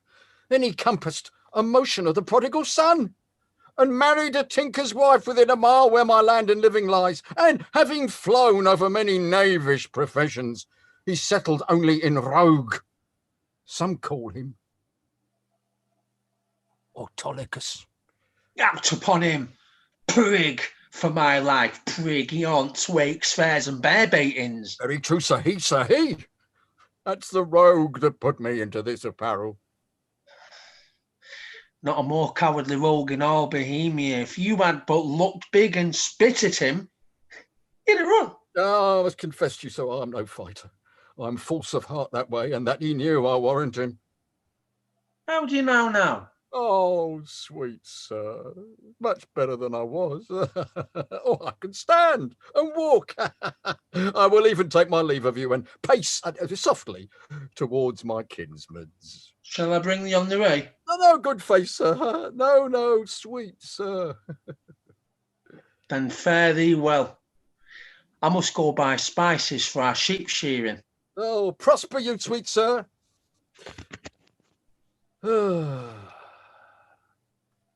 Your purse is not hot enough to purchase your spice. I'll be with you at your sheep shearing too, if I make not this cheat bring out another, and the shearers prove sheep. Let me be unrolled, and my name put in the book of virtue. Jog on the footpath way, and merrily hent the style. A merry heart goes all the day, your sad tires in a mile.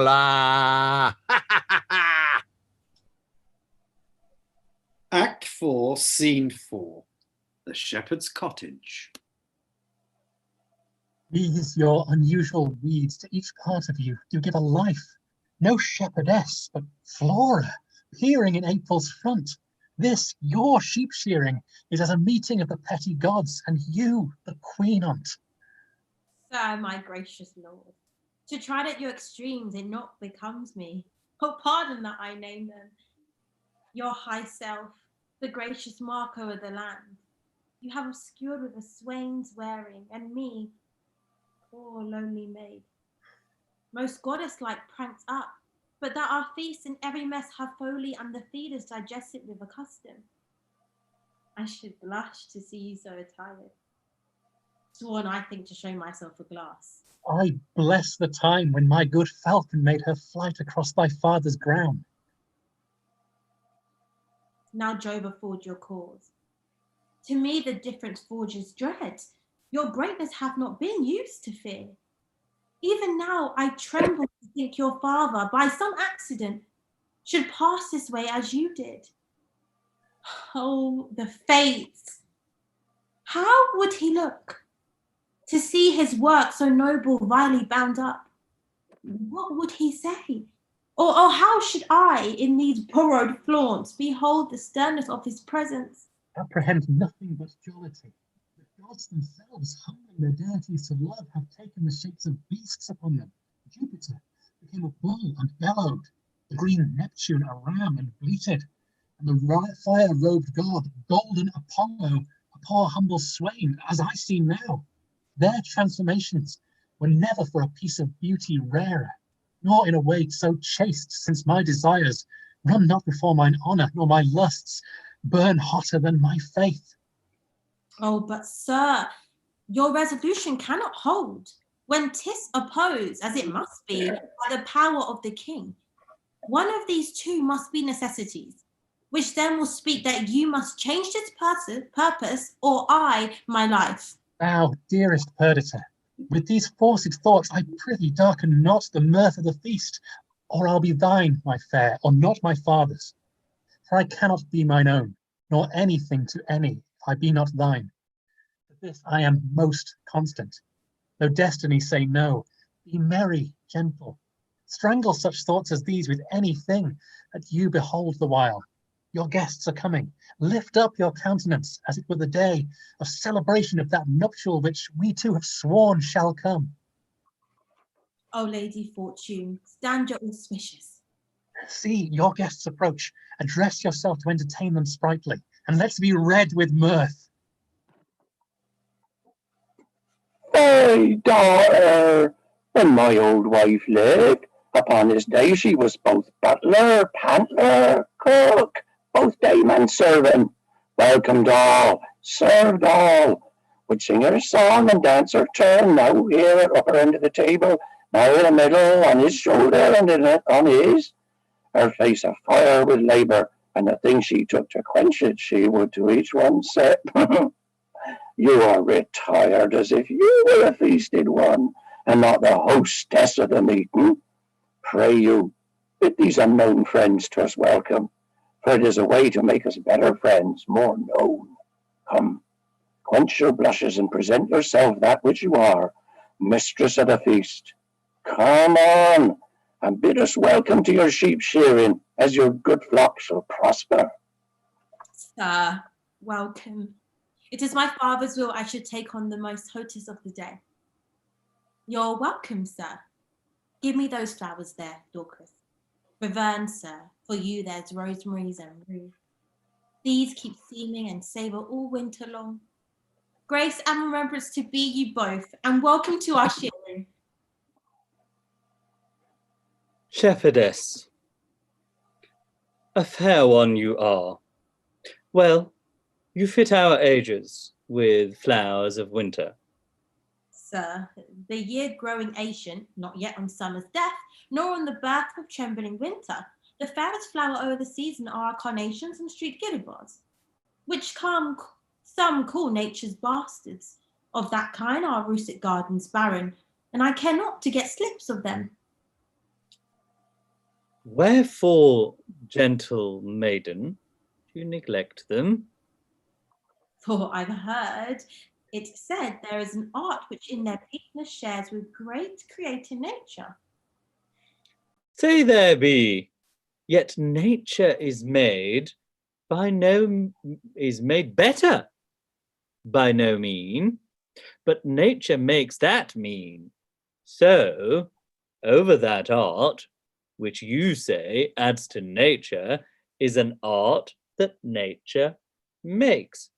You see, sweet maid, we marry a gentler scion to the wildest stock, and make conceive a bark of baser kind, by bud of nobler race. This is an art which does mend nature, change it rather, but the art itself is nature. So it is. Then make your garden rich in gillivers, and do not call them bastards. I'll put not. The dibble in earth to set one slip of them, no more than that where I painted I would wish. The youths should say, 'twere well only therefore desire to breed by me. Here's flowers for you, hot lavender, mix, savoury, major, the marigold that goes to bed with the sun and with him rises weeping. These are flowers of middle summer, and I think they are given to men of middle age. You're very welcome. I should leave grazing where I have your flock and only live by gazing. Out, alas! You be so lean, the blast of January would blow you through and through. Now, my fairest friend, I would I had some flowers over the string that might become your time of day, and yours, that wear upon your virgin branches yet your maidenhead's growing. O Proserpina, the flowers now that frighten thou less fall from dist wagons, daffodils that come before the swallow dares, that take the winds of March with beauty. Violets dim, but sweeter than the lids of Juno's eyes or Cynthia's breath. Pale primroses that die unmarried, ear that can behold by Phoebus in his strength, a milady most incident to maids. Bold oxlips and the crown imperial. Lilies of all kinds to flower deluce being one. Oh, these I lack, to make your garland of, and my sweet friend to strew him o'er and o'er. What, like a course? No, like a bank for love and to lie and play on. Not like a course, or if not to be buried, but quick and in mine arms. Come, take your flowers. Methinks I play have seen them do in a Whitson's pastorals. Sure, this robe of mine does change my disposition. What you do still betters what is done. When you speak, sweet, I'd have you do it ever. When you sing, I'd have you buy and sell so give alms.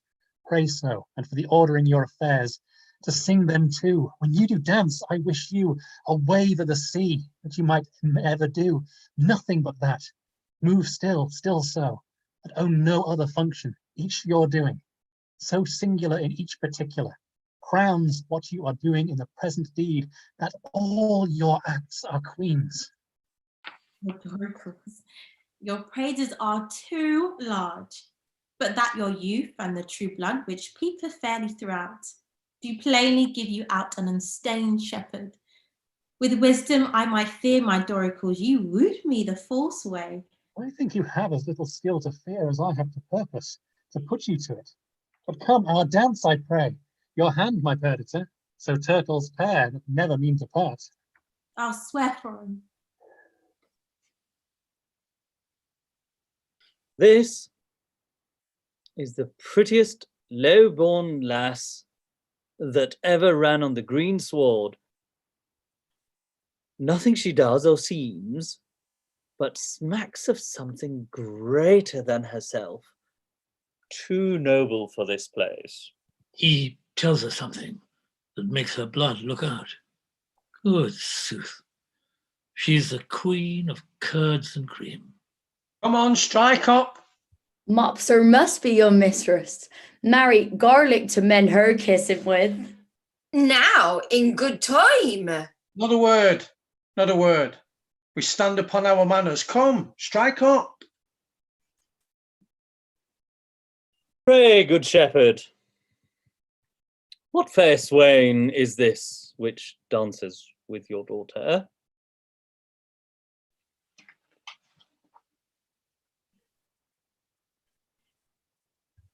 Good shepherd, pray, what fair swain is this which dances with your daughter? They call him Diocles, and boasts himself to have a worthy feeding. But I have it upon his own report, and I believe it. He looks like sooth. He says he loves my daughter. I think so too. For never gaze the moon upon the water as he'll stand and read as 'twere my daughter's eyes. And to be plain, I think there's not half a kiss to choose who loves another best. She dances featly. Oh, so she does anything, though I reported I should be silent. If young Diocles do light upon her, she shall bring him that which he dreams not of. Master, if you did but hear the pedlar at the door, you would never dance again at table and pipe. No, the bagpipe could not move you. He sings several tunes faster than you'll tell money. He utters them as he had eaten ballads, and all men's ears grew to his tunes. It could never come better. He shall come in. I love a ballad, but even too well. If it be doleful matter merrily set down, or a very pleasant thing indeed, and sung lamentably. He hath songs for man or woman of all sizes. No milliner can fit his customers with gloves. He has the prettiest love songs for maids. So without bawdry, which is strange, with such delicate burthens of dildos and fadings, jumper and thumper. And where some stretched-mouthed rascal would, as it were, mean mischief and break a foul, gap into the matter, if he makes the maid to answer, "What? Do me no harm, good man," puts him off, slights him with, "What? Do me no harm, good man." This is a brave fellow. Believe me, thou talkest of an admirable conceited fellow. Has he any unbraided wares? He hath ribbons of and the colours of the rainbow, points more than all the lawyers in Bohemia can learnedly handle, though they come to him by the gross, inkles, capaces, cambrics, lawns. Why, he sings them over as they were gods or goddesses. You would think a smock were a she-angel. He so chants to the sleeve, and the work about the square on it. Prithee, bring him in, and let him approach singing. Or warn him that he uses no scrutous words in his tunes. You have of these pedlars that have more in them than you'd think, sister. A good brother, or go about to think. Lawn as white as driven snow, cypress black as air was crow, gloves as sweet as damask roses, masks for faces and for noses, bugle bracelet necklace amber, perfume for a lady's chamber, golden coifs and stomachers, for my lads to give their dears pins and poking sticks of steel, what maids lack from head to heel. Come buy of me, come buy, buy lads, or else your lasses cry, come buy. If I were not in love with Mopsa, thou shouldst take no money of me. But being as enthralled as I am, it will also be the bondage of certain ribbons and gloves. I was promised them against the feast, but they come not too late now. He has promised you more than that, or there be liars. He have paid you all he promised you. Maybe he has paid you more, which will shame you to give him again. Is there no manners left among maids? Will they wear the plackets where they should bear the faces? Is it not milking time? When you were going to bed, a kill known to whistle off these secrets, but you must be tittle-tattling before all our guests. 'Tis well do all whispering, clammy your tongues and not a word more. I have done. Come, you promised me a tawdry lace and a pair of sweet gloves. Have I not told thee how I was cozened by the way and lost all my money? Oh, and indeed, sir, there are cozeners abroad, therefore it behoves men to be wary. Fear not thou, man. Thou shalt lose nothing here. I hope so, sir, for I have about me many parcels of charge. What hast here? Ballads? Pray now, boysome. I love a ballad in print o' life, for then we are sure they are true. Here's one to a very doleful tune, how a usurer's wife was brought to bed of 20 money bags at a burden, and how she longed to eat adders' heads and toads carbonadoed. Is it true, think you? Very true, and but a month old. Bless me from marrying a juror. Here's the midwife's name to it. One Mistress Tale Porter and 5 or 6 honest wives that were present. Why should I carry lies abroad? Pray you now, boy it.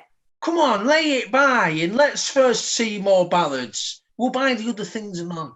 Well, here's another ballad of a fish that appeared upon the coast on Wednesday, the 4th score of April, 40,000 fathom above water, and sung this ballad against the hard hearts of maids. It was thought she was a woman and was turned into a cold fish, for she would not exchange flesh with one that loved her.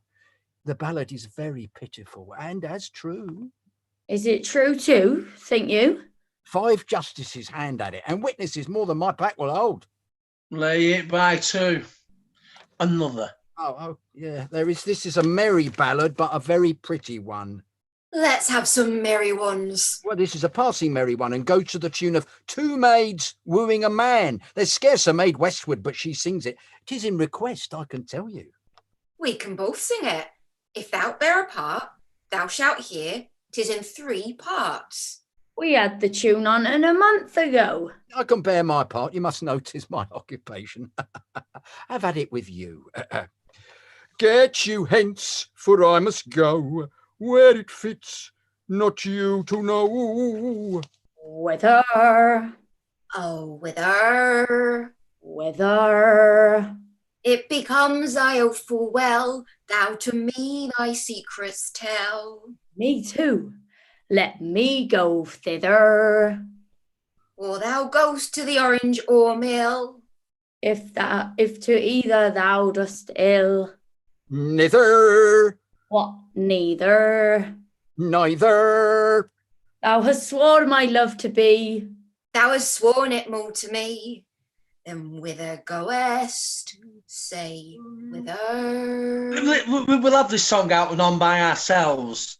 My father and the gentleman are in sad talk, and will not trouble them. Come, bring away thy pack after me.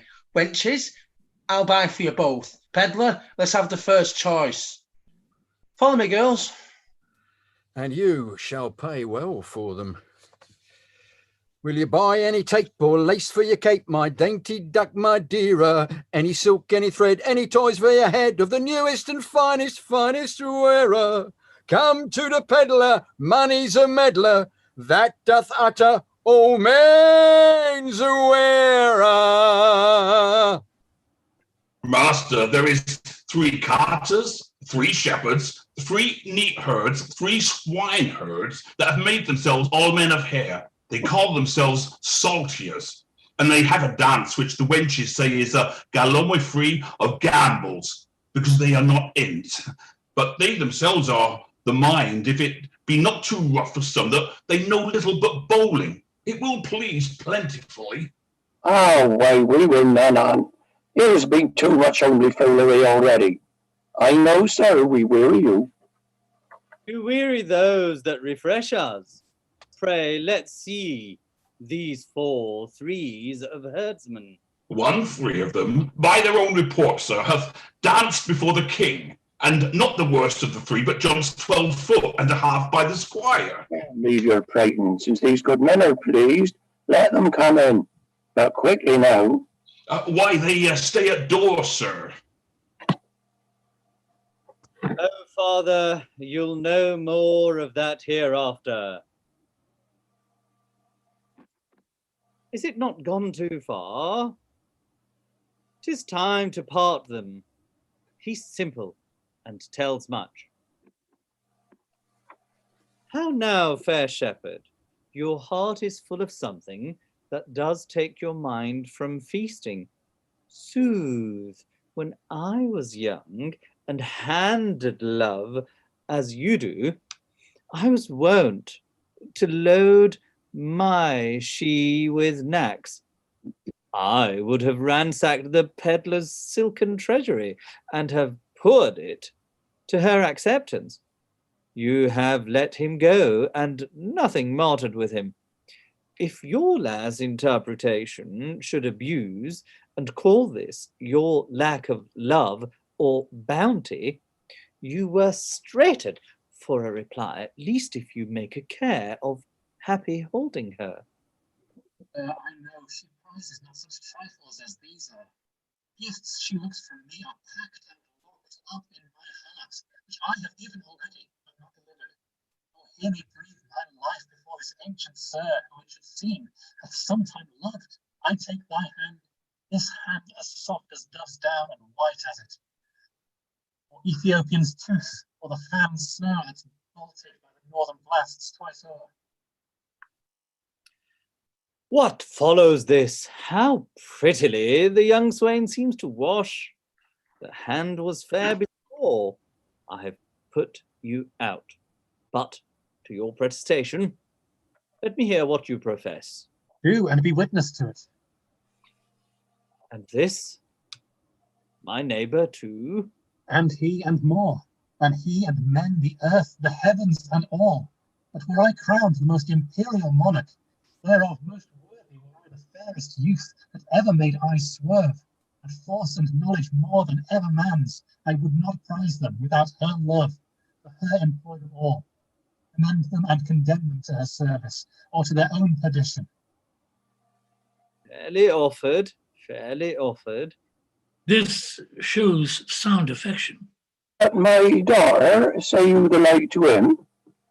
I cannot speak so well, nothing so well, no, nor mean better. By the pattern of mine own thoughts, I cut out the purity of his. Take hands, a bargain, and friends unknown, you shall bear witness to it. I give my daughter to him, and will make her portion equal his. Oh, that must be. With the virtue of your daughter, one being dead, I shall have more than you can dream of yet. Enough then for your wonder. But come on, contract us for these witnesses. Come, your hand, and daughter yours. Soft, swain, a while, beseech you. Have you a father? I have, but what of him? Knows he of this? He neither does nor shall. Methinks a father is at the nuptial of his son a guest that becomes the table. Pray you once more, is not your father grown incapable of reasonable affairs? Is he not stupid with age and altering rooms?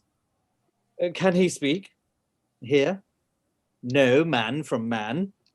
Dispute his own estate? Lies he bedrid? And again does nothing? But what he did being childish? No, good sir. He has his health and ampler strength indeed than most of his age. By my white beard, you offer him, if this be so a wrong, something unfilial. Reason, my son, should choose himself a wife, but as good reason, the father, all whose joy is nothing else but fair posterity, should hold some counsel in such a business. I yield all this, but for some other reasons, my grave sir, which 'tis not fit you know, I'll not acquaint my father of this business. Let him note. He shall not. Prithee, let him note. Prithee, no, he must not. Let him, my son. You shall not need to grieve at knowing of thy choice. Come, he must not mark our contract. Mark your divorce, young sir.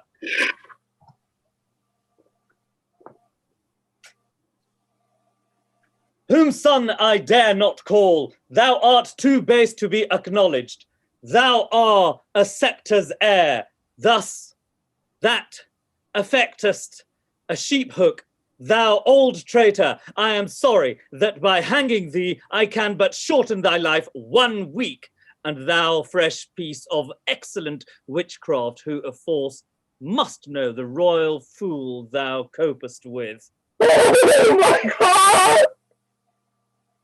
I'll have thy beauty scratched with briars and made more homely than thy state. For thee fond of boy, if I may ever know thou dost but sigh, that thou no more shalt see this knack as ever. I mean thou shalt, we'll bar thee from succession, not hold thee of our blood. No, not our kin. Bar them Ducalion off. Mark thou my words. Follow us to the court. Thou churl for this time, through full of displeasure, yet we free thee from the dead blow of it. And you, child, worthy enough a herdsman, yeah, him too, that makes himself but for our honour therein, unworthy thee, if ever henceforth thou these rural latches to his entrance open, or hoop his body more with thy embraces, I will devise a death as cruel for thee as thou art tender to it. Even here undone, I was not much afeard, for once or twice I was about to speak and tell him plainly. The self-same sun that shines upon his court hides not his visage from our cottage, but looks on alike. Will please you, sir, be gone. I told you what would come of this, beseech you. Of your own state take care, this dream of mine. Being now awake, I'll queen it no inch farther, but milk my ewes and weep. Why, how now, father? Speak ere thou diest. Not speak. No think, no dare to know that which I know. Oh, sir, you have undone a man of 83 that thought to fill his grave in quiet. Yea, to die upon the bed my father died, to lie close by his honest bones. But now some I must put on my shroud and lay me where no priest shovels in dust. Oh, cursed wretch! Thou knewst this was the prince, and wouldst adventure to mingle faith with him? Undone! If I might die within this hour, I have lived to die when I desire. Why look you so upon me? I am but sorry, not afeard, delayed, but nothing altered. What I was, I am, nor straining on to plucking back, not following my leash unwillingly. Gracious my lord, you know your father's temper. At this time he will allow no speech, which I do guess you do not purpose to him, and as hardly will he endure your sight as yet, I fear. Then, till the fury of his highness settle, come not before him. And not purpose it. I think Camillo? Even he, my lord. How often I told you 'twas be thus. How often said, my dignity would last but till 'twere known. I cannot but fail but by the violation of my faith, and then let nature crush the sides of the earth together and mar the seeds within. Lift up thy looks. Don't let my succession wipe me, father. I am heir to my affection. Be advised. I am, and by my fancy. If my reason will thereto be obedient, I have reason. If not, my sense is better pleased with madness. Do bid it welcome. This is desperate, sir. So call it, but it does fulfill my vow. I needs must think it honestly. Camillo, not for Bohemia, nor the pomp that may be thereat gleaned for all the sun sees, or the close earth wombs, or the profound sea hides, in unknown fathoms will I break my oath to this my fair beloved. Therefore I pray you, as you have ever been my father's honoured friend, he shall miss me, as in faith I mean not to see him any more. Cast your good counsels upon his passion. Let myself and fortune tug for the time to come. This you may know, and so deliver. I am put to sea, with her whom here I cannot hold on shore. And most opportune to our need I have a vessel rides fast by, but not prepared for this design. What course I mean to hold shall nothing benefit your knowledge, nor concern me the reporting. Oh, my lord, I would your spirit were easier for advice, or stronger for your need. Hark, Perdita, I'll hear you by and by. He's irremovable, resolved for flight. Now, were I happy, if his going I could frame to serve my turn, save him from danger, do him love and honour, purchase the sight again of my dear Cecilia and that unhappy king, my master, whom I so much thirst to see. Now, good Camillo, I am so fraught with curious business that I leave out ceremony. Sir, I think you have heard of my poor services and the love that I have borne your father. Very nobly have you deserved. It is my father's music to speak your deeds, not little of his care, to have them recompensed as thought on. Well, my lord, if you may please to think I love the king, and through him what is nearest to him, which is your gracious self, embrace but my direction. If your more ponderous and settled project may suffer alteration, on mine honour, I'll point you where you shall have such receiving as shall become your highness, where you may enjoy your mistress, from whom I see there's no disjunction to be made, but by, as heaven forfend your ruin, marry her. And with my best endeavours in your absence, your discontenting father strive to qualify and bring him up to your liking. Oh, Camillo, may this almost a miracle be done. I may call thee something more than man, and after that trust to thee. Have you thought on a place where to you'll go? Not any yet. But as the unthought on accident is guilty, to what we wildly do, so we profess ourselves to be the slaves of chance and flies, of every wind that blows. Then list to me. This follows. If you will not change your purpose, but undergo this flight, make for Sicilia, and there present yourself and your fair princess, for so I see she must be, for Leontes. She shall be habited as becomes the partner of your bed. Methinks I see Leontes opening his free arms and weeping his welcome forth.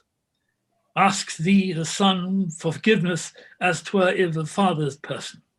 Kisses the hands of your fresh princess, o'er and o'er, divides himself twixt his unkindness and his kindness.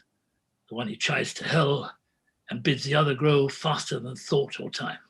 Worthy Camillo, what colour for my visitation shall I hold up before him? Sent by the king, your father, to greet him and to give him comforts. Sir, the manner of your bearing towards him, with what you as from your father shall deliver, things known betwixt us three, I'll write you down, the which shall point you forth at every sitting what you must say, that he shall not perceive, but that you have your father's bosom there and speak his very heart. I am bound to you. There is some sap in this.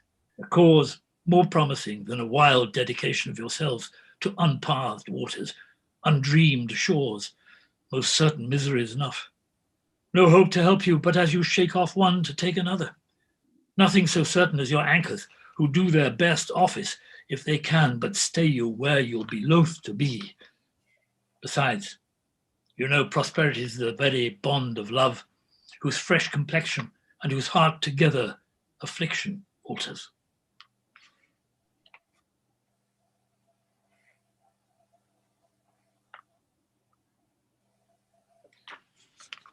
Yea? Say you so? One of these is true. I think affliction may subdue the cheek, but not to take in the mind. There shall not at your father's house these 7 years be born another such. My good Camillo, she is as forward of her breeding as she is of the rear our birth. I cannot say 'tis pity she lacks instruction, for she seems a mistress to most that teach. Your pardon, sir. For this I'll blush you thanks. My prettiest Perdita. Oh, the thorns we stand upon. Camillo, preserver of my father, now of me, the medicine of our house. How shall we do? We are not furnished like Bohemia's son, nor shall we appear in Sicilia. My lord, fear none of this. I think you know my fortunes do all lie there. It shall be so my care to have you royally appointed as if the scene you play were mine. For instance, sir, that you may know you shall not want. One word.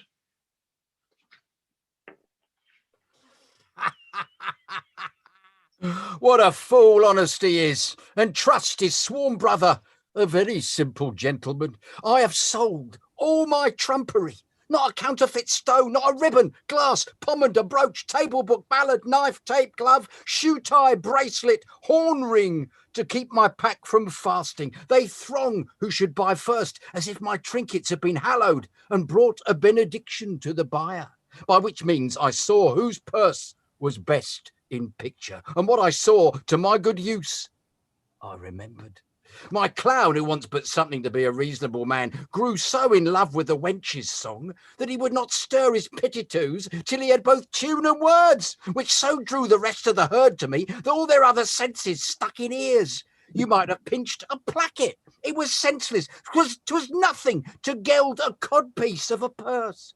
I could have filed keys off that hung in chains. No hearing, no feeling, but my sir's song, and admiring the nothing of it. So that in this time of lethargy, I picked and cut most of their festival purses, and had not the old man come in with a whoop-up against his daughter and the king's son, and scared my chuffs from the chaff, I had not left a purse alive in the whole army. Nay, but my letters, by this means, being there so soon as you arrive, shall clear that doubt. And those that you'll procure from King Leontes? Shall satisfy your father. Happy be you. All that you speak shows fair. Who have we here? We'll make an instrument of this, omit nothing may give us aid. If they have overheard me now, why?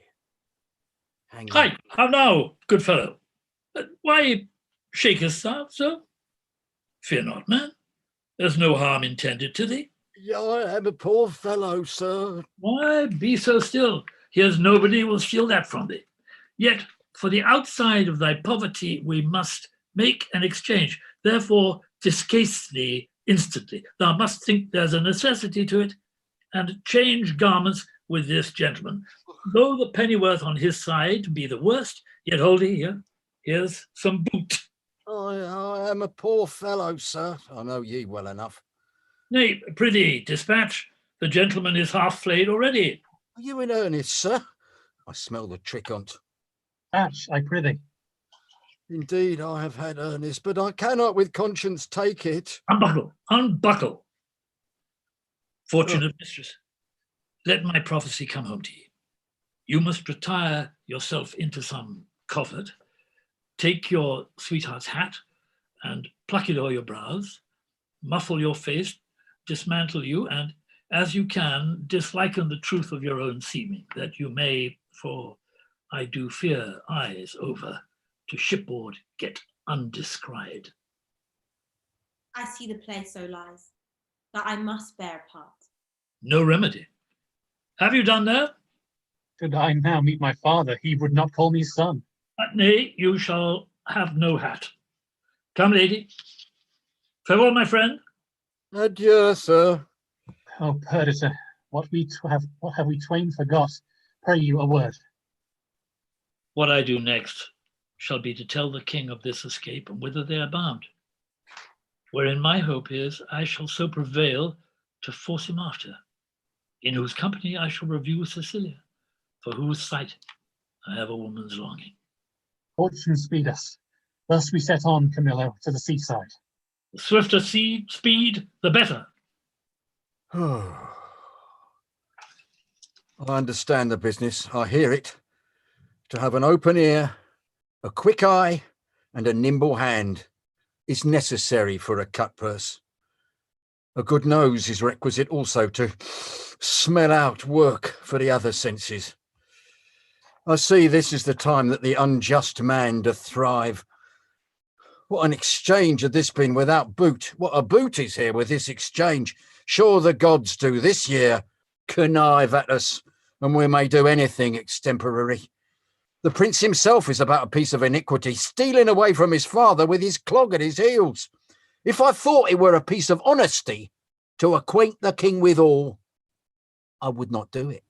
I hold it the more knavery to conceal it, and therein am I constant to my profession. Oh, shh, aside. Here is more matter for a hot brain. Every lane's end, every shop, church, session, hanging yields a careful man work. See? What a man you are now. There is no other way but to tell the king she's a changeling, and none of your flesh and blood. Nay, but hear me. Nay, but hear me. Go to, then. She being none of your flesh and blood has not offended the king, and so your flesh and blood is not to be punished by him. Show those things you found about her, those secret things, all but what she has with her. This being done, let the law go whistle, I warrant you. Tell king all, every word, yea, and his son's pranks too.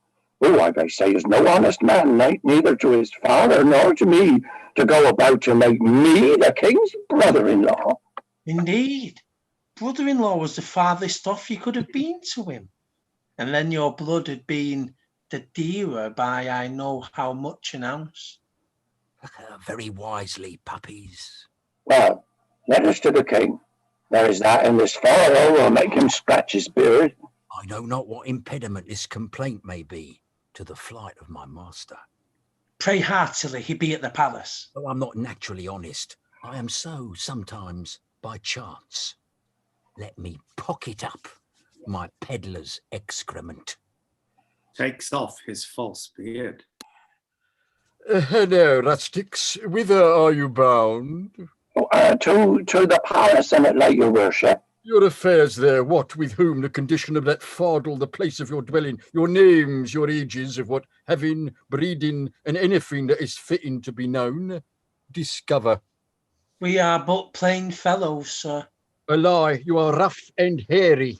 Let me have no lie, and it becomes none but tradesmen, and they often give us soldiers the lie, but we pay them for it with stamped coin, not stabbing steel. Therefore, they do not give us the lie.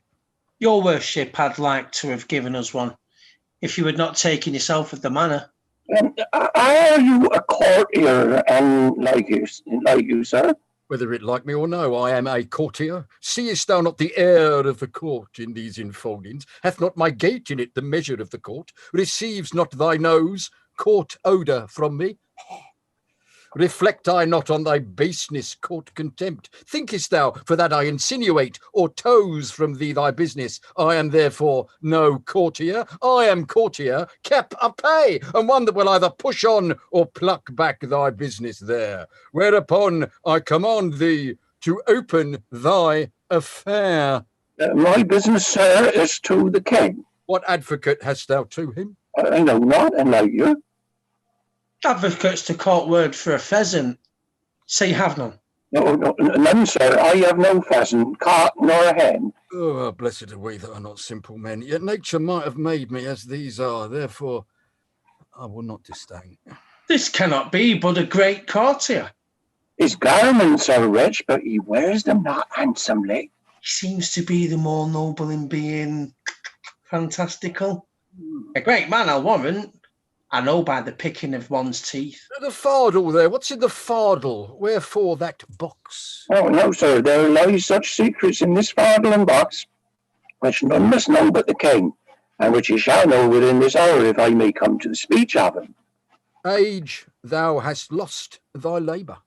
Why, sir? The king is not at the palace. He is gone aboard a new ship to purge melancholy and air himself. For if thou beest capable of things serious, thou must know the king is full of grief.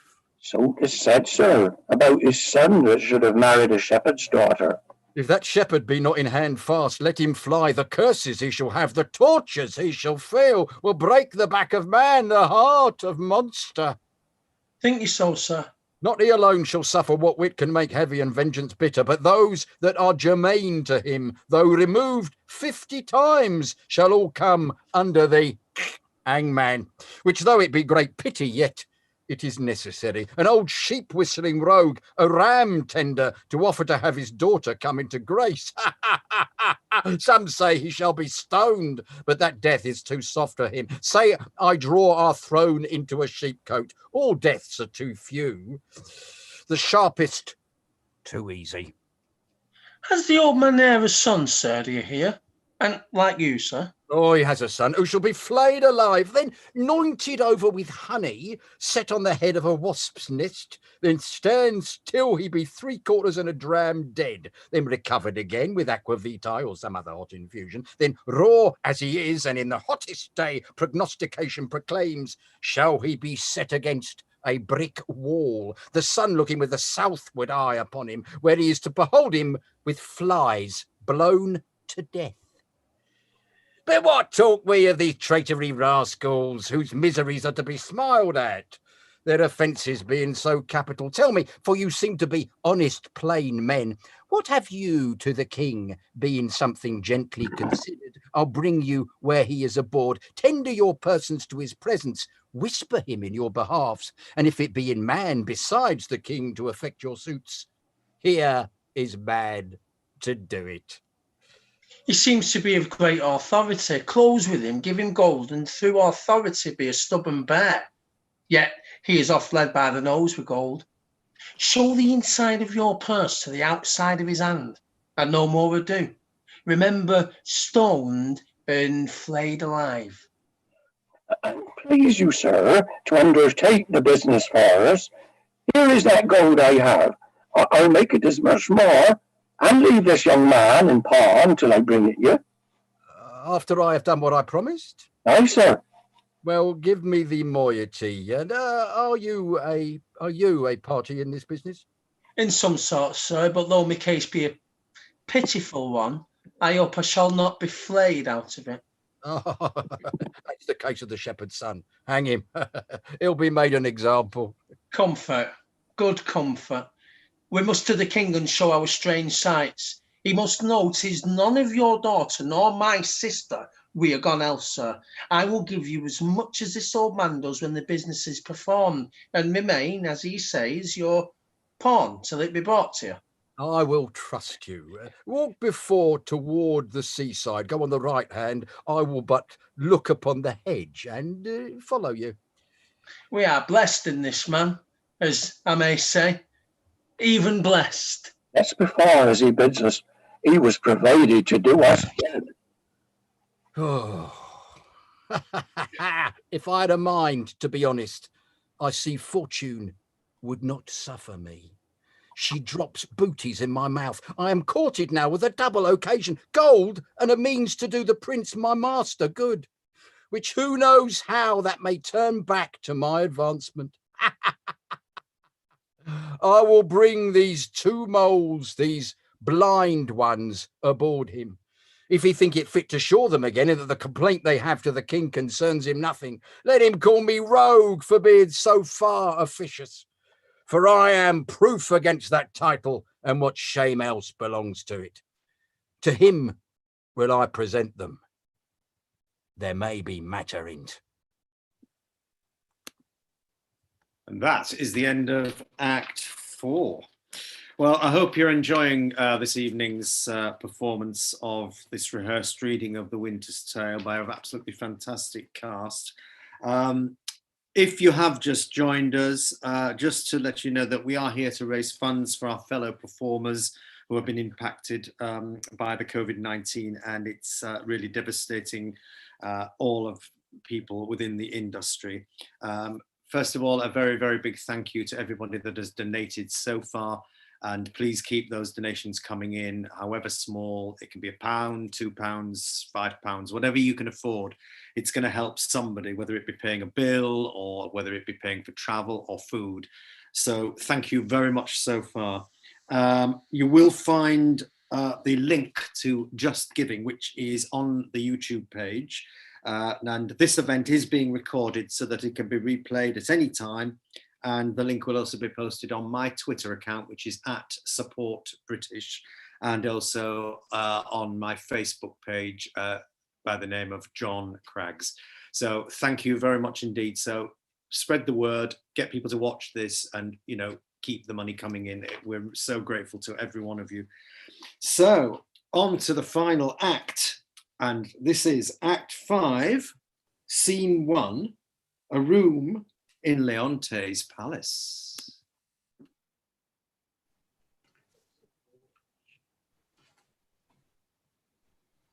Sir, you have done enough and have performed a saint like sorrow. No fault could you make, which you have not redeemed, indeed, paid down, more penitence than done trespass at the last. Do as the heavens have done. Forgive your evil. With them, forgive yourself. Whilst I remember her and her virtues, I cannot forget my blemishes in them, and still think the wrong I did myself, which was so much that airless it hath made my kingdom, and destroyed the sweetest companion that e'er man bred his hopes out of. Too true, my lord, if one by one you wedded all the world, or from the all that are took something good to make a perfect woman, she you killed would be unparalleled. I think so. Killed? She I killed? I did so, but thou strikest me sorely to say I did. It is as bitter upon thy tongue as in my thought. Now, good now, say so but seldom. Not at all, good lady. You might have spoken 1,000 things that would have done the time more benefit and graced your kindness better. You are one of those who would have him wed again. If you would not so, you pity not the state, nor the remembrance of his sovereign name. Consider little what dangers by his highness fail of issue may drop upon his kingdom and devour in certain lookers on. What were more holy than to rejoice the former queen is well? That holier than for royalty's repair, for present comfort and for future good, to bless the bed of majesty again with a sweet fellow to it.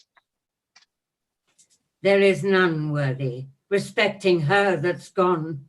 Besides, the gods will have fulfilled their secret purposes, and has not the divine Apollo said, is not the tenor of his oracle that King Leontes shall not have an heir till his lost child is found? Which, that it shall, is all as monstrous to our human reason as my Antigonus would break his grave and come again to me, who on my life did perish with the infant. 'Tis your counsel, my lords, should to the heavens be contrary, oppose against their wills. Care not for issue, the crown will find an heir. Great Alexander left his to the worthiest, so his successor was like to be the best. Good Paulina, who hast the memory of Hermione, I know in honour. Oh, that ever I had squared me to thy counsel. Then, even now, I might have looked upon my queen's full eyes, have taken treasure from her lips. and left them more rich for what they yielded. Thou speakst truth. No more such wives, therefore no wife. One worse and better used would make her sainted spirit again possess her corpse, and on this stage where we offenders now appear, soul-vexed and begin, why to me? Had she such power, she had just cause. She had, and would incense me to murder her I married. I should so were I the ghost that walked. I'd bid you her eye, and tell me for what dull part in't you chose her. Then I'd shriek, and even your ears should rift to hear me, and the words that followed should be, remember mine. Stars, stars, and all eyes else dead coals. Fear thou no wife. I'll have no wife, Paulina. Will you swear never to marry by my free leave? Never, Paulina. So be blessed my spirit. Then, good my lords, bear witness to his oath. You tempt him overmuch. Unless another, as like Hermione as is her picture, affronts his eye. A good madam. I have done. Yet if my lord will marry, if you will, sir, no remedy, but you will. Give me the office to choose you a queen. She shall not be so young as was your former, but she shall be such as walked your first queen's ghost. It should take joy to see her in your arms. My true Paulina, we shall not marry till thou bidst us. That shall be when your first queen's again in breath, never till then. One that gives himself out Prince Florizel, son of Polixenes with his princess, she the fairest I have yet beheld, desires access to your high presence. What with him? He comes not like to his father's greatness. His approach, so out of circumstance and sudden, tells us 'tis not a visitation framed, but forced by need and accident. What train? But few, and those but mean. His princess, say you, with him? The most peerless piece of earth, I think, that e'er the sun shone bright on. Oh, Hermione, as every present time doth boast itself about a better gone, so must thy grave give way to what's seen now. Sir, you yourself have said and writ so, but your writing now is colder than the theme. She had not been that was not to be equalled. Thus your verse flowed with her beauty once. 'Tis shrewdly ebbed to say you have seen a better. Pardon, madam. The one I have almost forgot. Your pardon. The other, when she has obtained your eye, will have your tongue too. This is a creature, would she begin a sect, might quench the zeal of all professors, else make proselytes of who she but bid follow. How? Not women? Women will love her, that she is a woman more worth than any man. Men, that she is the rarest of all women. Go, Cleomines. Yourself, assisted with your honoured friends, bring them to our embracement. Still, 'tis strange he thus should steal upon us. Had our prince, jewel of children, seen this hour, he had paired well with his lord. There was not a full month between their births. Prithee, no more, cease. Thou knowest he dies to me again when talked of. Sure, when I shall see this gentleman, thy speeches will bring me to consider that which may unfurnish me of reason. Dear, come. Your mother was most true to wedlock, Prince, for she did print your royal father off, conceiving you. Were I but 21, your father's image is so hit in you, his very air, that I should call you brother as I did him, and speak of something wildly by us performed before. Most dearly welcome. And your fair princess, goddess. Oh, Alas, I lost a couple that twixt heaven and earth might thus have stood, begetting wonder, as you, gracious couple, do. And then I lost all mine own folly, the society, amity too, of your brave father, whom, though bearing misery, I desire my life once more to look on him. By his command have I here touched Sicilia, and from him give you all greetings that a king, a friend, can send his brother. And but infirmity, which waits upon worn times, hath something seized his wished ability. He had himself the lands and waters twixt your throne and his, measured to look upon you, whom he loves, he bade me say so, more than all the sceptres and those that bear them living. Oh, my brother, good gentleman, the wrongs I have done thee stir afresh within me, and these thy offices so rarely kind are as interpreters of my behindhand slackness. Welcome hither as is the spring to the earth. And hath he too exposed this paragon to the fearful usage, at least ungentle, of the dreadful Neptune, to greet a man not worth her pains, much less the adventure of her person? Good my lord, she came from Libya. Where the warlike Smalus, that noble honoured lord, is feared and loved? Most royal sir, from thence, from him whose daughter his tears proclaimed his, parting with her. Thence a prosperous south wind friendly we have crossed to execute the charge my father gave me, visiting your highness. My best train I have from your Sicilian shores dismissed, who for Bohemia bend to signify not only my success in Libya, sir, but my arrival and my wife's in safety here where we are. The blessed gods purge all infection from our air whilst you do climate here.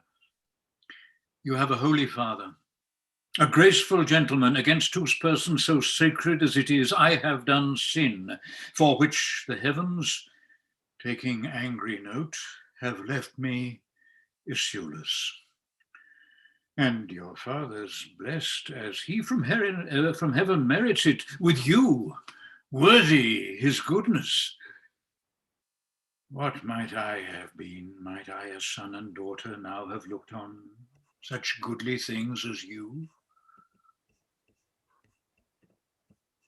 Most noble sir, that which I shall report will bear no credit, were not the proof so nigh. Please you, great sir, Bohemia greets you from himself by me, desires you to attach his son, who has his dignity and duty both cast off, fled from his father, from his hopes, and with a shepherd's daughter. Where's Bohemia? Speak! Here, in your city. I now came from him. I speak amazedly, and it becomes my marvel and my message.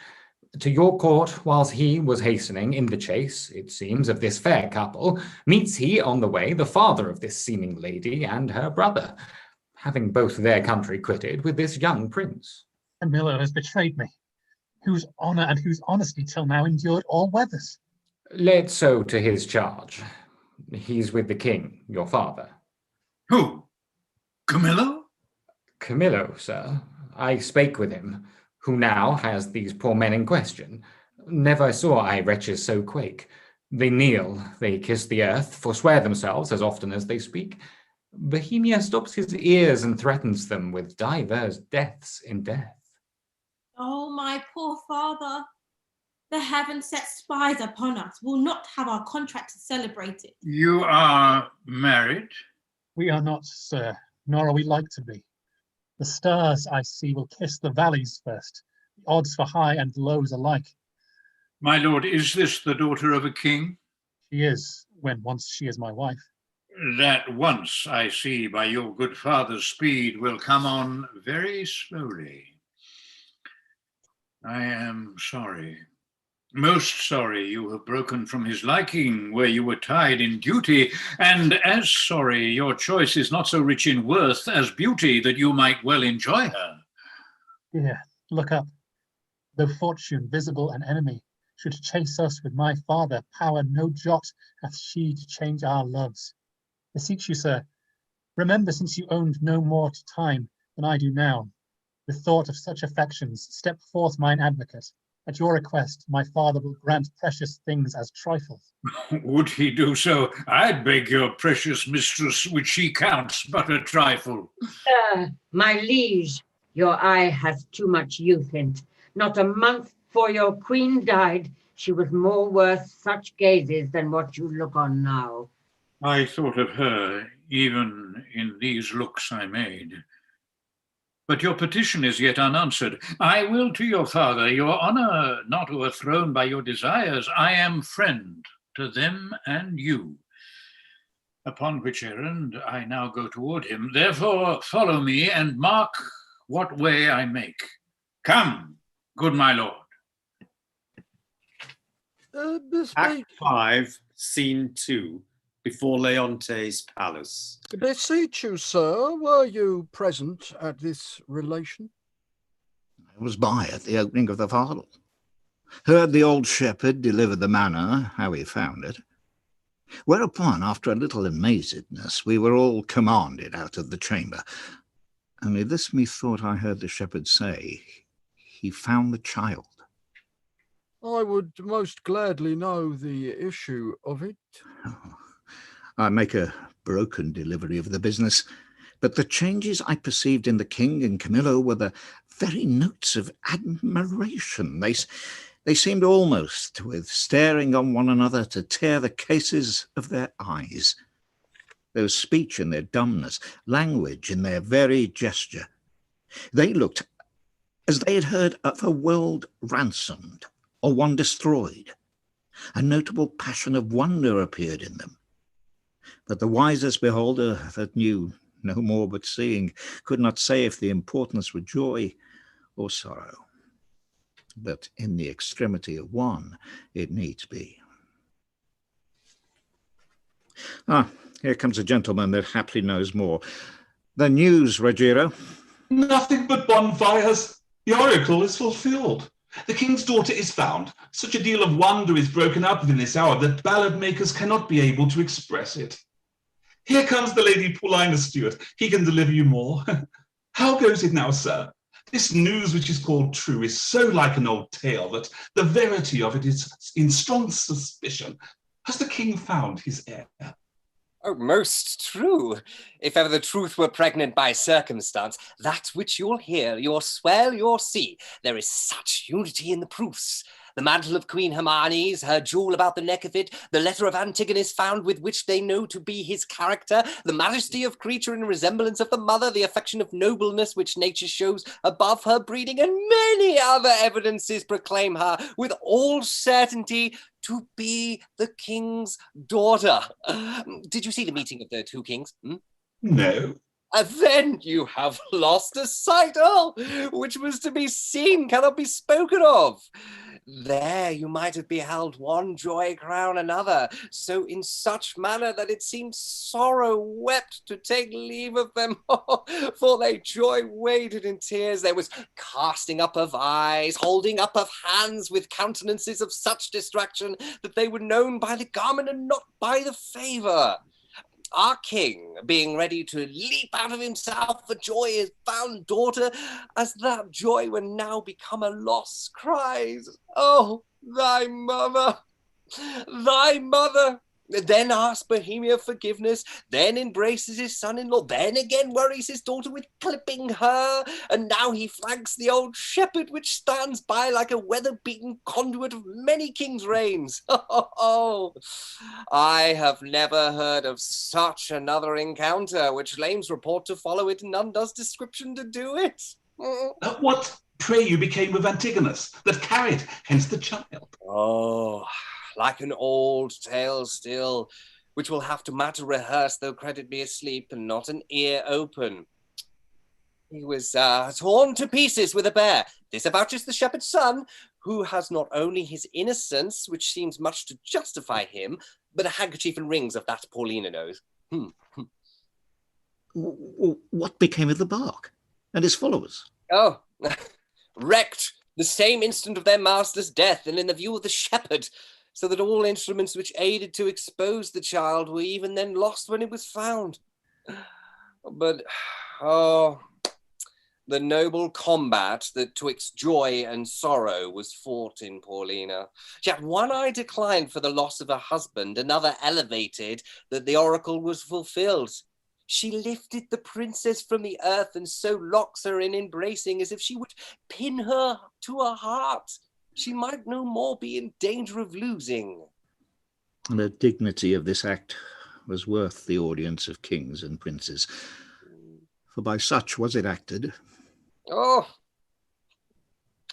one of the prettiest touches of all that will not which my angle for mine eyes, caught the water, though not the fish, and was when at the relation of the queen's death with the manner, how she came to it bravely confessed and lamented by the king, how attentiveness wounded his daughter till from one side of dolor to another.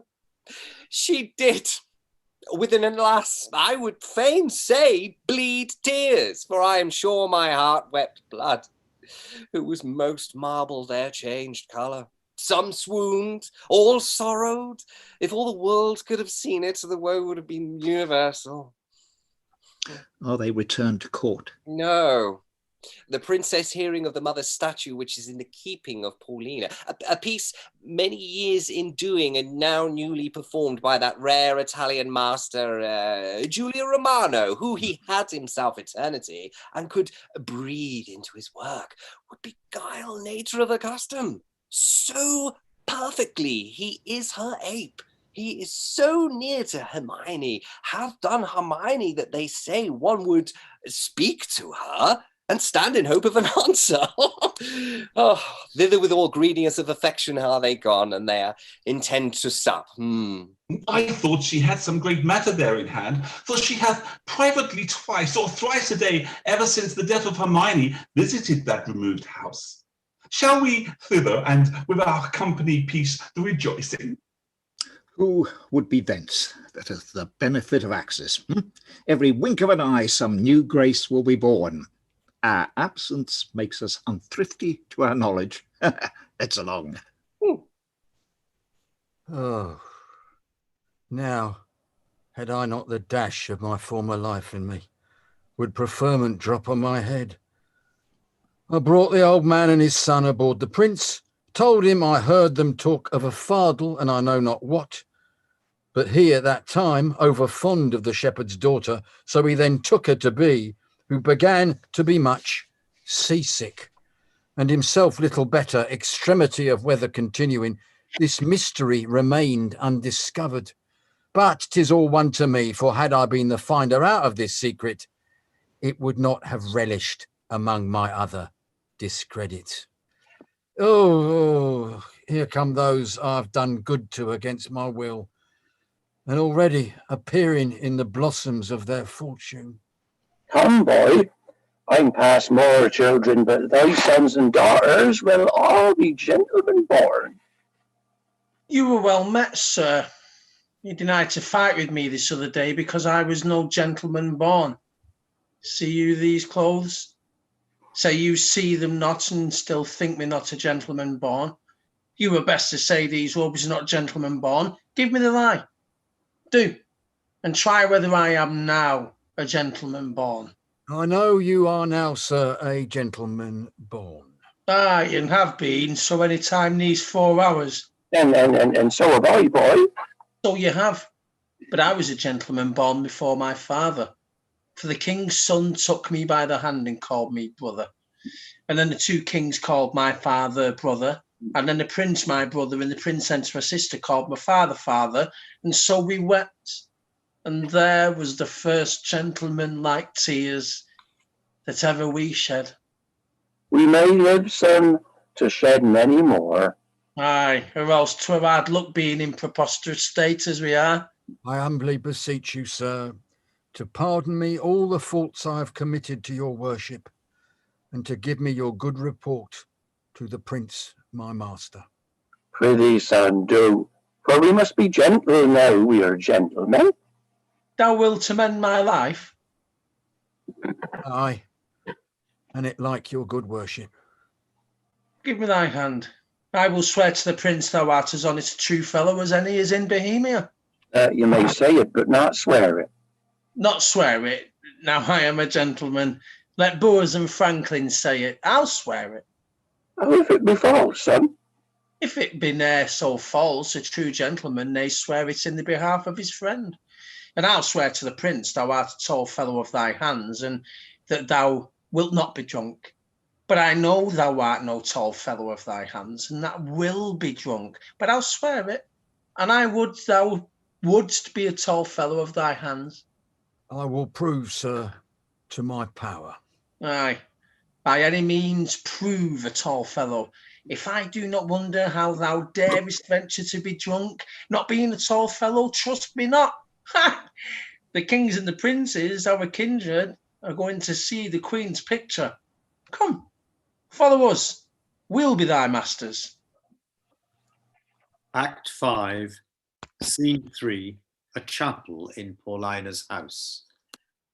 O grave and good Paulina, the great comfort that I have had of thee. What, sovereign sir? I did not mean well, I meant well. All my services you have paid home, but that you have vouchsafed with your crowned brother, and these your contracted heirs of your kingdoms, my poor house to visit. It is a surplus of your grace, which never my life may last to answer. Oh, Paulina, we honor you with trouble, but we came to see the statue of our queen. Your gallery have we passed through, not without much content in many singularities, but we saw not that which my daughter came to look upon, the statue of her mother. As she lived peerless, so her dead likeness, I do well believe, excels whatever yet you looked upon. On hand of man hath done, therefore I keep it lonely, apart. But here it is. Prepare to see the life as lively mocked as ever, still sleep mocked death. Behold, and say, 'tis well. I like your silence. It is the more shows off your wonder, but yet speak. First you, my liege, comes it not something near? Her natural posture.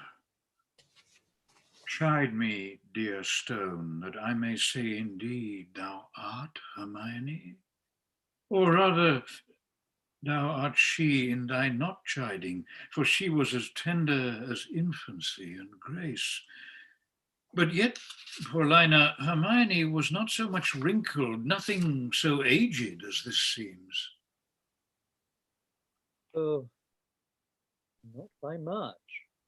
So much more the carver's excellence, which lets go by some 16 years and makes her as she now lived.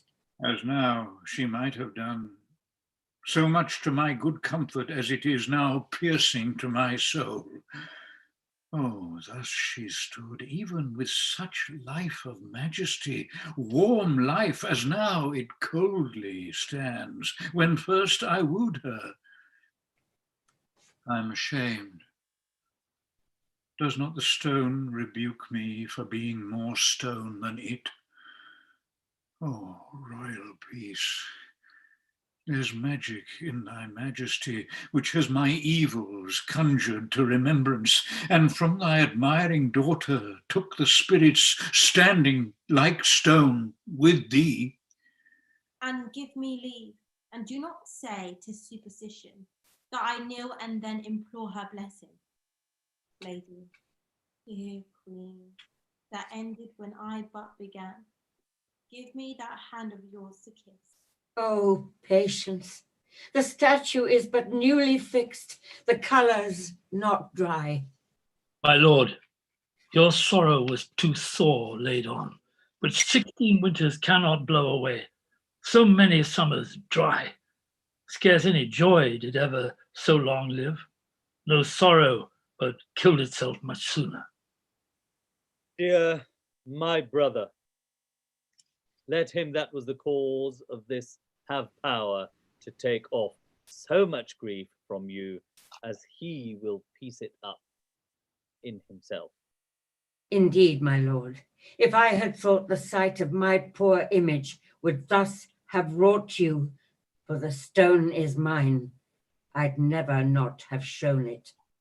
Do not draw the curtain. No longer shall you gaze on't, lest your fancy may think anon it moves. No, let be, let be. Would I were dead, but that methinks already. What was he that did make it? See, my lord, would you not deem it breathed, and that those veins did verily bear blood? Masterly done. The very life seems warm upon her lip. The fixture of her eye has motion in't, as we are mocked with art. I'll draw the curtain. My lord's almost so far transported that he'll think anon it lives. Oh, sweet Paulina, make me to think so 20 years together. No settled senses of the world can match the pleasure of that madness. Let it alone. I'm sorry, sir. I have thus far stirred you, but I could afflict you further. Do, Paulina, for this affliction has a taste as sweet as any cordial comfort. Still, methinks, there is an air comes from her. What fine chisel could ever yet cut breath? Let no man mock me, for I will kiss her. Good, my lord, further, forbear. The ruddiness upon her lip is wet. You'll mar it if you kiss it. Stain your own with oily paintings. Shall I draw the curtain? No, not these 20 years. So long could I stand by and look her on. Either forbear, quit presently the chapel, or resolve you for more amazement. If you can behold it, I'll make the statue move indeed. Descend and take you by the hand. But then you'll think, which I protest against, I am assisted by wicked powers. What you can make her do, I am content to look on. What to speak, I am content to hear, for 'tis as easy to make her speak as move. It is required you do not awake your faith. Then all stand still. On those who think it is unlawful business, I am about to let them depart. Proceed. No foot shall stir. Music, awake her, strike, 'tis time descend. Be stone no more, approach, strike all that look upon with marvel. Come, I'll fill your grave up, stir, nay, come away, bequeath your death, your numbness, for from him dear life redeems you, you perceive she stirs. Start not. Her action shall be holy as you hear my spell is lawful. Do not shun her until you see her die again, for then you kill her double. Nay, present your hand. When she was young, you wooed her. Now in age, is she become the suitor? Oh, she's warm. If this be magic, let it be an art lawful as eating. He embraces him. He hangs about his neck. If she pertain to life, let her speak too. Aye, and make it manifest where she has lived, or how stolen from the dead. That she is living where it but told you should be hooted at like an old tale, but it appears she lives, though yet she speak not. Mark a little while. Please you to interpose. Fair madam, kneel and pray your mother's blessing. Turn, good lady, our Perdita is found.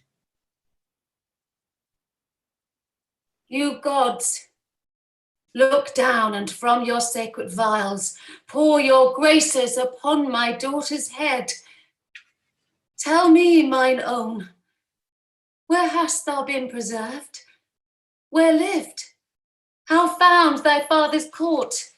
For thou shalt hear that I, knowing by Paulina that the oracle gave hope thou wast in being, have reserved myself to see the issue. There's time enough for that, lest they desire upon this push to trouble your joys with like relation. Go together, you precious winners all, your exaltation partake to everyone. I, an old turtle, will wing me to some withered bough, and there my mate, that's never to be found again, lament till I am lost. Oh, peace, Paulina.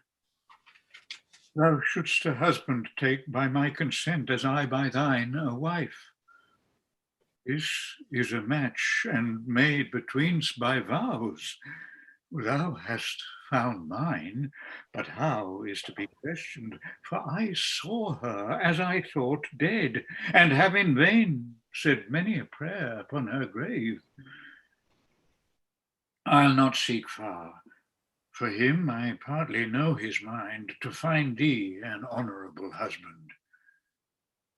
Come, Camillo, and take her by the hand, whose worth and honesty is richly noted, and here justified by us, a pair of kings.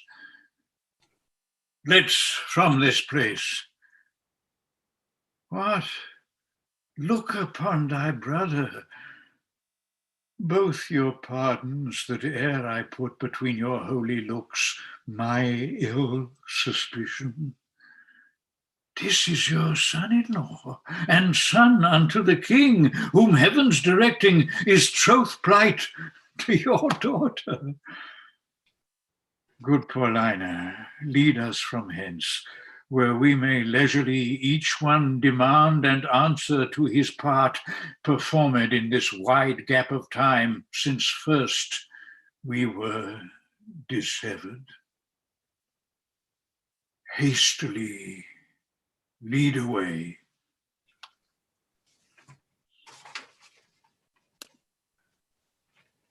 And that was our Winters Tale. So everyone else, if you would all like to join us, please. Thank you very much indeed. I hope that everyone who has been watching this evening has enjoyed this evening's performance of our rehearsed reading of the Winters Tale. I personally would like to say a very, very big thank you to each and every one of you that have jumped on board with this and for helping to raise funds for all of our fellow performers that I hope some have been watching this evening that have and are still being impacted by the COVID-19 and the devastating effect that it has come on for our entertainment industry. To you out there that are currently watching, we cannot thank you enough for your support and for all the wonderful, wonderful donations that you've made. This will be available to watch again, so there's going to be a replay, and I will be posting this to my Twitter account at Support British and on my Facebook, John Craggs. So anybody else that wants to donate, please do, and every penny counts, from £1, £5, whatever you feel you can afford, and it's to Just Giving, which is again on my YouTube page. So without further ado, I'm going to pass you over to Melissa Barrett, who would like to say a few words. Thank you, Melissa. Oh, thank you, John, and absolutely congratulations on organising this event as well. You've done a fantastic job. Can you hear me? Okay. Yes, indeed. Yeah. Really brilliant. Good. So John very kindly asked if I'd say a few words. To those of you who don't know me, my name is Melissa Barrett, and my partner David Johnson and I are the actor managers of our theatre company, Sun and Moon Theatre. We met John through a series of events that we organised a while back to raise funds, similarly for theatres, arts organisations and charities. In particular, one called Austin Readathons, which I'll talk about in a moment. These times have been incredibly difficult for those of us in the arts industry, but these hard times have also shown such a strong sense of community It's brought people in the industry together to create events, not only to make wonderful connections and to share experiences, keeping the theatre and the arts alive in some form, but most importantly, coming together for a good cause to support this industry that we love so much and those who facilitate it.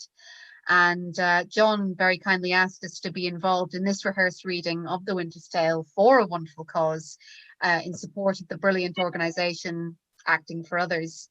Acting for Others provides financial and emotional support to all theatre workers in times of need through their 14-member charities: the Actors Children's Trust, Dancers Career Development, Dance Professionals Fund, Denville Hall, the Drury Lane Theatrical Fund, the Equity Charitable Trust, the Evelyn Norris Trust, the King George V Fund for Actors and Actresses, the Ralph and Mariel Richardson Foundation, the Royal Opera House Benevolent Fund, Safety Curtain, the Royal Theatrical Fund, Theatre Chaplaincy UK, and finally the Theatrical Guild. Now, each of these 14 charities do fantastic work, and we are delighted to be part of John's initiative to raise funds for Acting for Others, a brilliant organisation. And the term "for others" says it all, really, and truly sums up the attitudes not only of this organisation, but also, and not only the incredible supportive network of those of us in the industry who've been doing our absolute best to deliver support to those in need in the arts industry, but John Craggs himself, who in turn gives so much of his time to support those in the industry through his Twitter account, UK Actors Support Network. So we just have to say thank you so much, John, on behalf of everyone that you support. It means so much to everyone that you do support, including ourselves. And I'll just add to please continue to donate to John's Just Giving fundraiser for Acting for Others. As John said, the link is there, and it makes such a difference. And John has very kindly said that we can make a small little announcement of another fundraiser that's coming up for the arts industry. As I said before, we've been in the summer. We did a couple of fundraising events for theatres and arts organisations called Austin Readathons, in which about 100 to 160 actors read the whole of Pride and Prejudice for one event and Emma for another event. And delightfully so, after a bit of a long break, longer than we expected, we have decided to continue with our Austin Readathon series with Sense and Sensibility.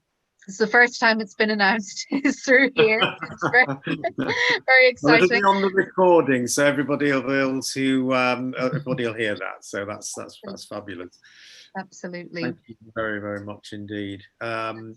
Well, I really don't know what else to say. I would just like to say a couple of things. First of all, so the delightful Anna Carteret, who has entertained us this evening with a wonderful portrayal of Paulina. If it wasn't for Anna, I wouldn't have had some of the cast that we currently have on the screen this evening. So thank you, Anna, for putting me in touch with some of these wonderful people. It's just been an absolute delight. And of course, I've been reunited with, got to look at glasses on, with the wonderful Robert Rowe, Dan Avery, and Gregory Smith. I haven't missed anybody else out, have I? That I had the pleasure of working with at the Minack Theatre in Cornwall 5 years ago, where we performed The Seagull for a full week, for a very blustery week, but a delight to work with. So it's been a mixture of you know, sort of reuniting with people and meeting new faces as well. And from the bottom of my heart, I can't thank you enough, and thank you. I'm going to say it to you all anyway. Thank you, Richard, Dan, Adam, for coming on board to help with this. To Sean, Tyrone, Joanna, Sebastian, Greg, Jonathan, the man of many voices, the wonderful Larry Rue, who many years ago taught me at drama school, and I'm ever in in great debt to him, indebted to him for the wonderful teaching and guidance that he gave me. The delightful, wonderful Michelle Collins. Thank you, Michelle, for taking on the role of Hermione. That's just been fantastic. Lauren, thank you so much. Goes without saying, Melissa, Barrett, and David Johnson. To Robert, to Tahir, Anna, Michael, my dear friend Michael Ross, the lovely, wonderful Nicholas Leprevo, Ayesha Casely, Hayford, get that right, sorry, and to David Horovitch. From the bottom of my heart, thank you, each and every one of you. There is one more thing I want to say before we go, and he's going to kill me for this, and I'm going to get him to come on if I have to drag him over here. We need help with some of the technical stuff. He's kept the ball rolling behind the scenes, and I'm going to turn it around and say, if you would, to the fabulous, my partner, David Cleverly. Yes. Thank you. We're all piling round yours end for the after party, John. Yeah, absolutely. Get the drum and bass finals out. Go on. Oh, absolutely. Well, for the benefit of those that are still watching on YouTube, I'm going to say thank you very much indeed to each and every one of you. Please, please, please pass the word around and keep on bringing those pennies in. We need them. People are in need of money, and let's just keep it going. So thank you very much, and to those watching, a very good night. Night, everyone. Bye. Thank you. Bye, Anna. Bye, Michelle. Bye, everybody. Bye.